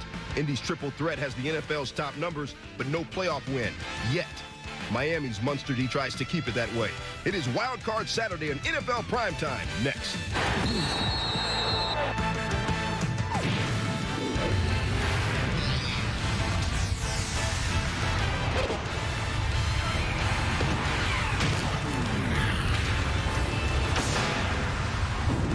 NFL Primetime is presented by Miller Lite. Primetime is Miller time. NFL Primetime about to set it off. Chris Berman's got ABC duty, so I'm here in the big chair along with Tom Jackson, TJ. Woo! This was on. We got two teams, 2 6 seeds, different games. Both of us picked the Rams and Colts to go to the Super Bowl. That made it interesting. We've never had 2 6 seeds like the Rams and the Colts, and I think if today is any indication of what the playoffs are going to be like, this may be the most exciting ride we've ever had. Indy went to Miami trying to carjack them kids for the second time in 13 games in Miami, and they're trying to give their coach Jim Moore his first career postseason win ever. Let's go down to the South Beach area in Miami and check it all out. There's Jim Moore, 0-5 lifetime, 0-4 at the Saints, 0-1 with the Colts. Dave Weinstein looking for his second playoff win. First quarter, 3-zip Colts, Jay Fiedler. Rolling right. Chad Cota in the end zone, just player hating all over him. Colts were -7 in takeaway giveaway this year, 4th worst in the AFC. Ensuing Colts possession, Edgerrin James. TJ, what you got to do? Got to get him down on the ground. Got to hit it. Edge, 34 yards. Longest carry of the season down to the Miami 46-yard line. Colts doing work. That would lead to this. TJ, fake field goal. Didn't fool anybody. Mora asked special teams coach Kevin Spencer, Kev, we didn't draw it up like that. Next play, Fiedler tries to screen. Chad Bradsky, who's wearing the wrong jersey. Fiedler, 14 interceptions this year. TJ, it's not really a bad pass by Jay Fiedler. Yeah, this is not Fiedler's fault. Richmond Webb, the tackle, has to get Bradsky to put his hands down. You want to cut him, get the hands down so the pass can be completed to O.J. McDuffie. Colts ensuing drive, 2nd and goal. Peyton trying to vibe with Jerome Payton. Jerome could have had his 4th touchdown this year, but see what happened, dropped it. Colts settled for a field goal, 6-zip Indy. Next possession, Fiedler. TJ, what's up with Fiedler, man? A lot of hanging Chads. Chad Bradsky, 2 picks in the regular season, 2 in this game. 2 plays later, Peyton Manning to Payton, corner of the end zone. Holla! Peyton, 33 touchdowns this year, 17-yard play. TJ, Sam Madison got caught peeking. Aptly named the corner route by Jerome Payton. You're going to take a look at it. Watch Sam Madison. We're going to freeze it for you right there. His eyes back at the quarterback. Peyton Manning still with the football. Corner route worked to perfection by the Indianapolis Colts. Colts going for 2. Manning fakes the handoff. Ken Doger in the end zone. Colts in control, 14-zip at recess. TJ, Dolphins season on the line. Who do they turn to? They turn to Lamar Smith, and you just watch the patience that he shows. First in the backfield, stopped his feet a couple of times, but very quick, reminiscent of kind of like Barry Sanders, able to stop his feet and get it started again. Again, a play design to go up to the middle, bounces it out, finds a little crease, gets a 7-yard gain, and finally the toughest yards on the field inside the 5-yard line. He stuffs it in the end zone from the 2. Early 4th quarter, Dolphins 3rd and 7. Jay Fiedler drops back. Peace. Takes it himself. Tell you what, Fiedler, 267 yards rushing this year. Dan Marino had 87 in his career rushing. Drive stays alive. Next play, Lamar Smith was like, whoa. Only the second Miami back since 1978 to go over 1,000 yards in a season. That set up a field goal. Fins down 14-10. Next Colts possession, Peyton Manning getting his flow on with Marvin Harrison. Marv had 102 catches this year. Nice play. Hyped, right? Marv called for offensive pass interference. TJ, what up? We take another look at this. This is a great play and a great grab, but look at the extension of the arm by Marvin Harrison on Patrick Surtain. That gets the flag from the official, negates that great grab by Marvin Harrison. Michael Irvin never got called for that. Colts settle for the long field goal. Booyah! Mike Vanderjagt. 44 of his last 57 field goals. That's tight. Colts up 17-10. Next Miami possession, 3:30 to go. Fiedler to Brad Scioli. You can't hang on. Colts lose a chance to put it away. Just over a minute to go. Fiedler. Money to O.J. McDuffie for 19 yards. TJ, they like that so much, they said, what the heck? Do it again. Go back to O.J. McDuffie again, who actually had a good game, 4 catches over the course of this game, but this was the most important. Great grab and the presence of mind to stay in bounds long enough to get that first down. Dolphins on the doorstep, 40 seconds ago.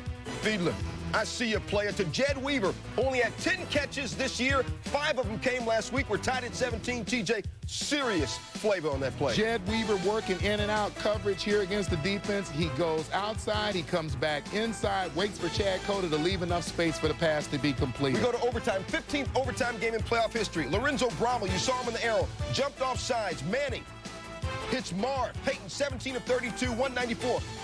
Head coach Jim Moore can accept the penalty and face 3rd and 7 at the Miami 37, or decline and try a 49-yard field goal. If he accepted it, he had one more play. Instead, he looked at Mike Vanderjagt. Mike said, I can hit it. Missed it bad. Way right. Ronstadt loves it. Moore's decision, a key one, does not work. Next Dolphins possession. Fiedler looking.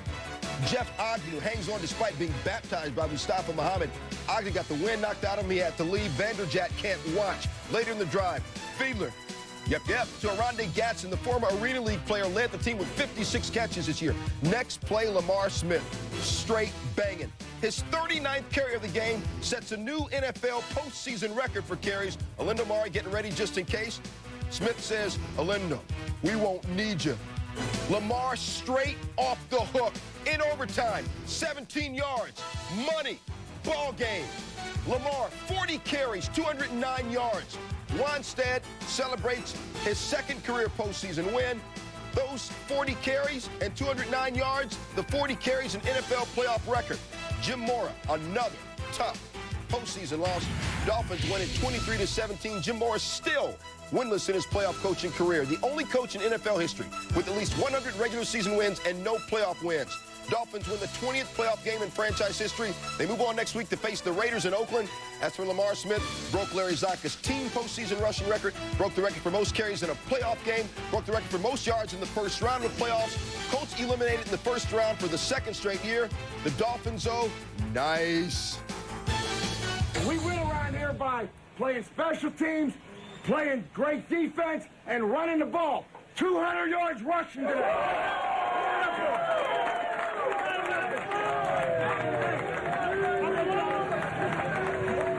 I told Lamar, I said, you're carrying us all, and it's starting with me. And I jumped on his back, and he carried me in. To get this victory, to pull it out, come back, it was just amazing. You know, the rush of elation and adrenaline going through at that point after a big win was just unbelievable. I was born to be in that situation. And I let my teammates down, I let the organization down, I let the city of Indianapolis down. So it's a pretty big burden to carry into the offseason, but nothing can change that now. There's no such thing as being snake bit either. You know, you either get it done or you don't. And, you know, we just came up a little bit short today. That's a good football team out there. Miami's a good football team, a great defensive team. But we'll be back. TJ, this thing was wild. The Colts had a 14-0 lead. They allowed no sacks. They had 1 penalty. They had no turnovers. Yes. How did they lose? Well, played virtually a perfect game. I think they lost the game in terms of their rush defense. But when you look at what was accomplished by the Miami Dolphins, turnovers usually tell the story of a playoff game. It did not today. The battle of the turnovers was won by the Colts. The game was not.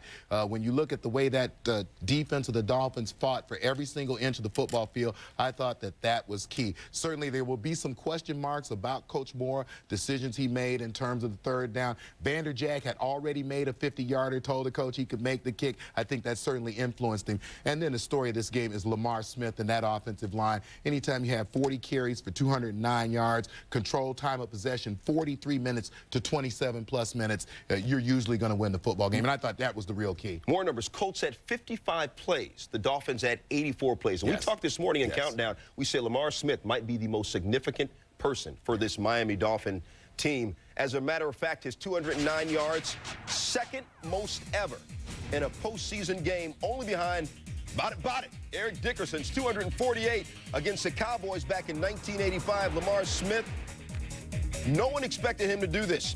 Counting the regular season, this is the 12th 200-yard game this year in the NFL, by far more than any others. You see the other names in that list: Lawrence McCutcheon, Freeman McNeil against Cincinnati in 1982. We got more coming. Inside the Numbers is brought to you by Visa, the preferred card of the NFL. Visa, it's everywhere NFL fans want to be. We got a lot of Virginia Cavalier news coming up in this show. Among them, alum Aaron Brooks trying to beat down the Rams. Al Grove, another Virginia alum. It's all about synergy and segues here in primetime.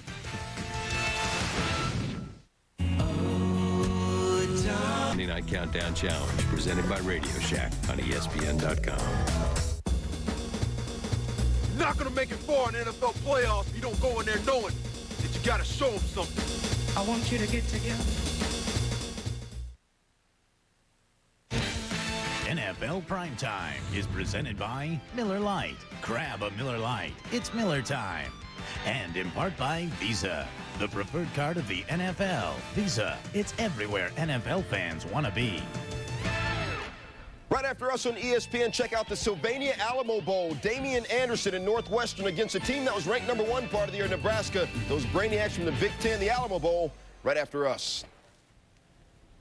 6 days after the Jets were eliminated from the playoff race, Al Grove eliminates himself from his job, stepping down as Jets coach to take over at his alma mater, Virginia. Grove, in his first year as Jet coach, started 6-1 and then just stumbled to a 3-6 finish. He takes over at Virginia for George Welsh, who steps down after 19 seasons. Grove's deal, 5 years, about 900 G's per.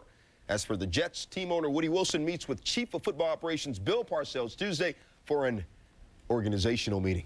And tomorrow, another slate of Countdown, and we'll talk more about Grove. Countdown in prime time. Boomer's back, or he's supposed to be. Boom, if the snow gets you caught up, bro, I got you back. Countdown, 11:30 a.m. Eastern, primetime, 7:30 p.m. Eastern, previewing the Broncos-Ravens and Bucks-Eagles, and then highlights of Broncos-Ravens, Bucks-Eagles. More highlights with us when primetime on Saturday comes back.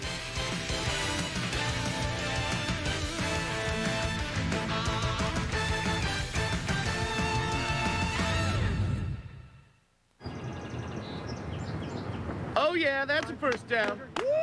Way to read the D. Yeah. That's what I'm talking about. Can't get enough football? Grab a Miller Lite, and anytime is Miller time. Who's calling these plays? Put in a backup. Okay, here we go. Push, push. Beautiful baby coming. Yeah! Nice catch. Good hands. Can't get enough football? Grab a Miller Lite, and anytime is Miller time. It's unnecessary roughness.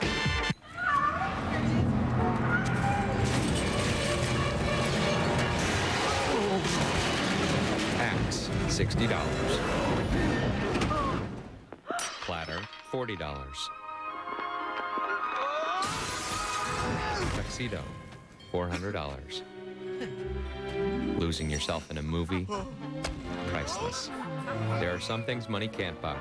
For everything else, there's MasterCard, accepted at a theater near you. After over 10 years, we still have a no-hassle, no-haggle pricing policy at Saturn. We don't yell offers from the highest tree. We don't play games. And we don't have promotions every other week. But that doesn't mean we don't compete. Lease a 2001 Saturn SL1 for $199 a month for 39 months with zero due at lease signing. Call for lease details. Two eager CEOs. One encouraged his employees to read the Wall Street Journal. The other did not. Let's join them for their 5-year anniversaries and see what happened.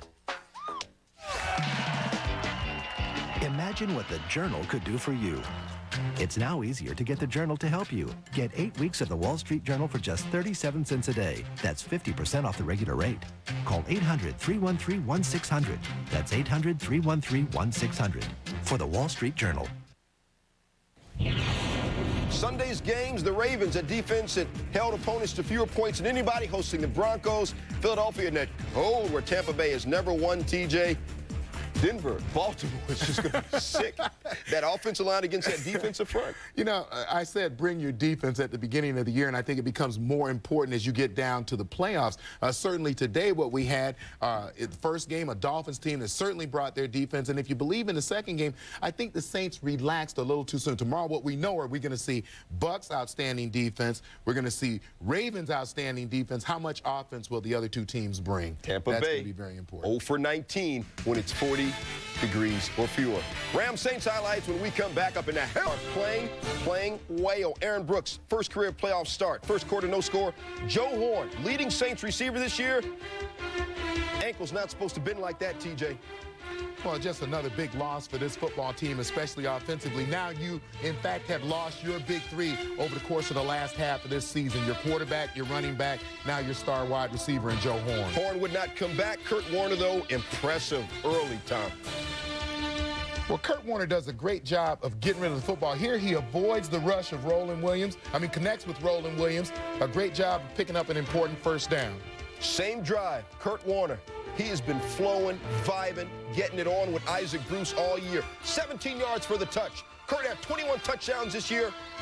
Bruce had 9 touchdown grabs, 7 zip Rams. Second quarter, Brooks. Robert Wilson caught like 11 passes all year. Perfect pass by Aaron Brooks. We are tied at 7. Second quarter, same score, 3rd and 15. Brooks, you look good, TJ. You look real good. Willie Jackson. The thing is that he looks so comfortable in the pocket as he throws this ball to Willie Jackson. And Willie Jackson, a couple of great moves to make that a 50-yard game for the Saints when they really needed it early on in this game. Willie's long for the year was 53 yards. Same drive, 2nd and 9. Brooks scrambling. Trying to be a player. Devin Bush, former Seminole, gets his PhD, player-hater degree. First interception of the year for Bush. That led to a Saints. Ensuing Rams drive, Warner throws, tip, picked off by Sammy Knight. Chris Mortensen would say he's number 29. Led to a Saints field goal. The ball was tapped out of bounds. Ron Zook and the Saints defense are not done. Marshall Faulk had 220 last week. Rough game today, TJ. They wanted to control him. The Saints wanted to control Marshall Faulk on first down, create some 2nd and 3rd and long situations. They were able to do that for most of the game today. Third quarter, Kurt Warner. He threw 18 interceptions this year. Chris Oldham picked that one. TJ, was Warner throwing off his back foot or what? Well, the pass rush gets underneath. Right there, you see him have to throw off his back foot, as you say, not be able to step into the pass. Chris Oldham able to come up with a big pick. On the next drive, Aaron Brooks. He was just silk. To Willie Jackson, the former Florida Gator, 10 yards in the touchdown. Willie Jackson in the game, 142 yards receiving, early 4th, 17-7 Saints.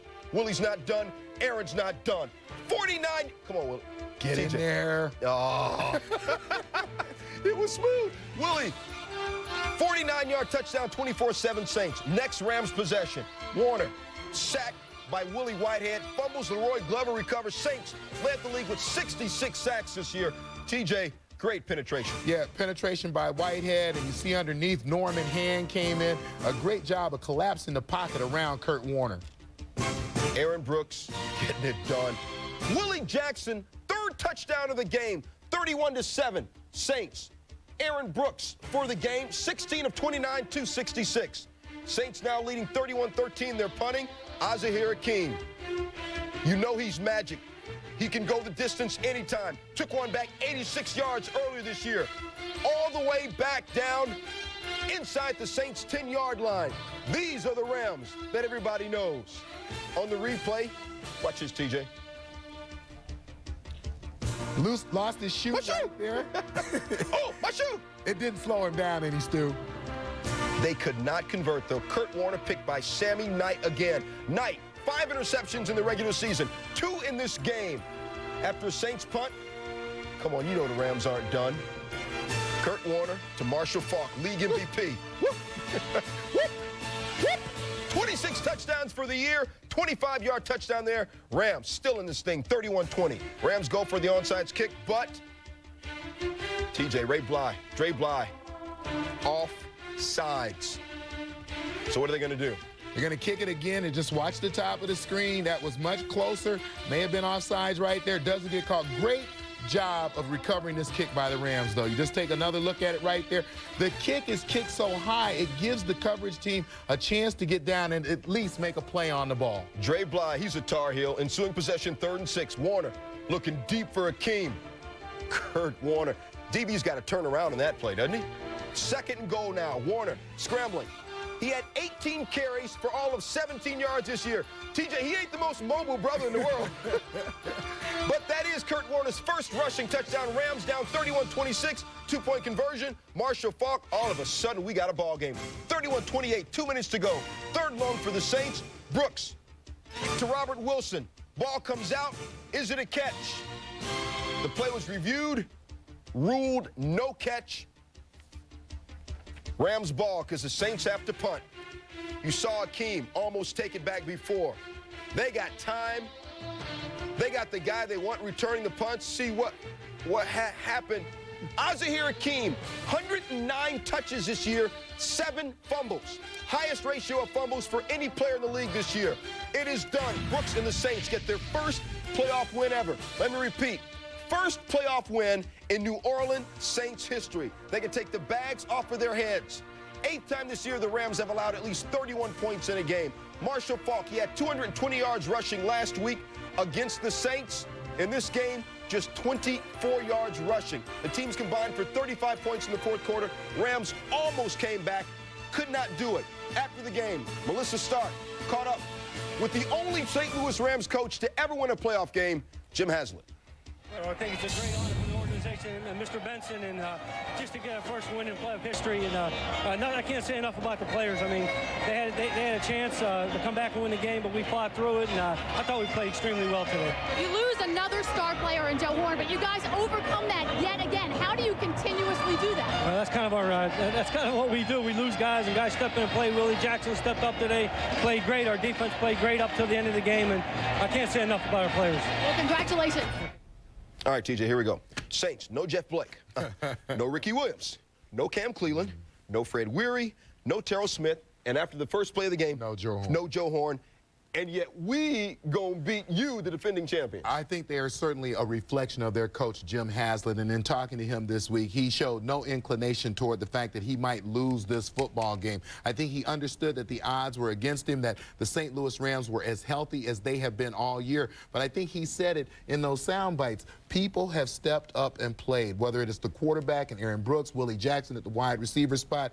Today, their defense played. And I think the only thing that this team had happen to them at the end of the game was that they relaxed a little bit at 31-7. It's human nature, and then you have a hard time getting yourself and your head back into the football game. You were playing a great Rams football team. They showed that in the 4th quarter, and, you know, maybe time ran out on them. Akeem drops the ball, but, boy, if they had gotten the football one more time, you wonder defensively if the Saints would have been able to stop them. One thing about the Rams, Mike Martz is a very confident guy. I mean, he said, even before last week, he said, look, we're going to go to New Orleans. We hope to kick their tails, you know, give them a Christmas present, then go back the next week, do it again. That came back to bite him. I think you learn a lesson, and I learned it when I played because I had a tendency to talk every now and then. I think you have to be quiet. You allow your team to win the football game. Then after you win, then you can say anything you want because the other team can't do anything about it, especially playoffs. Let's go deep, deep, deep inside the numbers. Aaron Brooks, 4 touchdowns.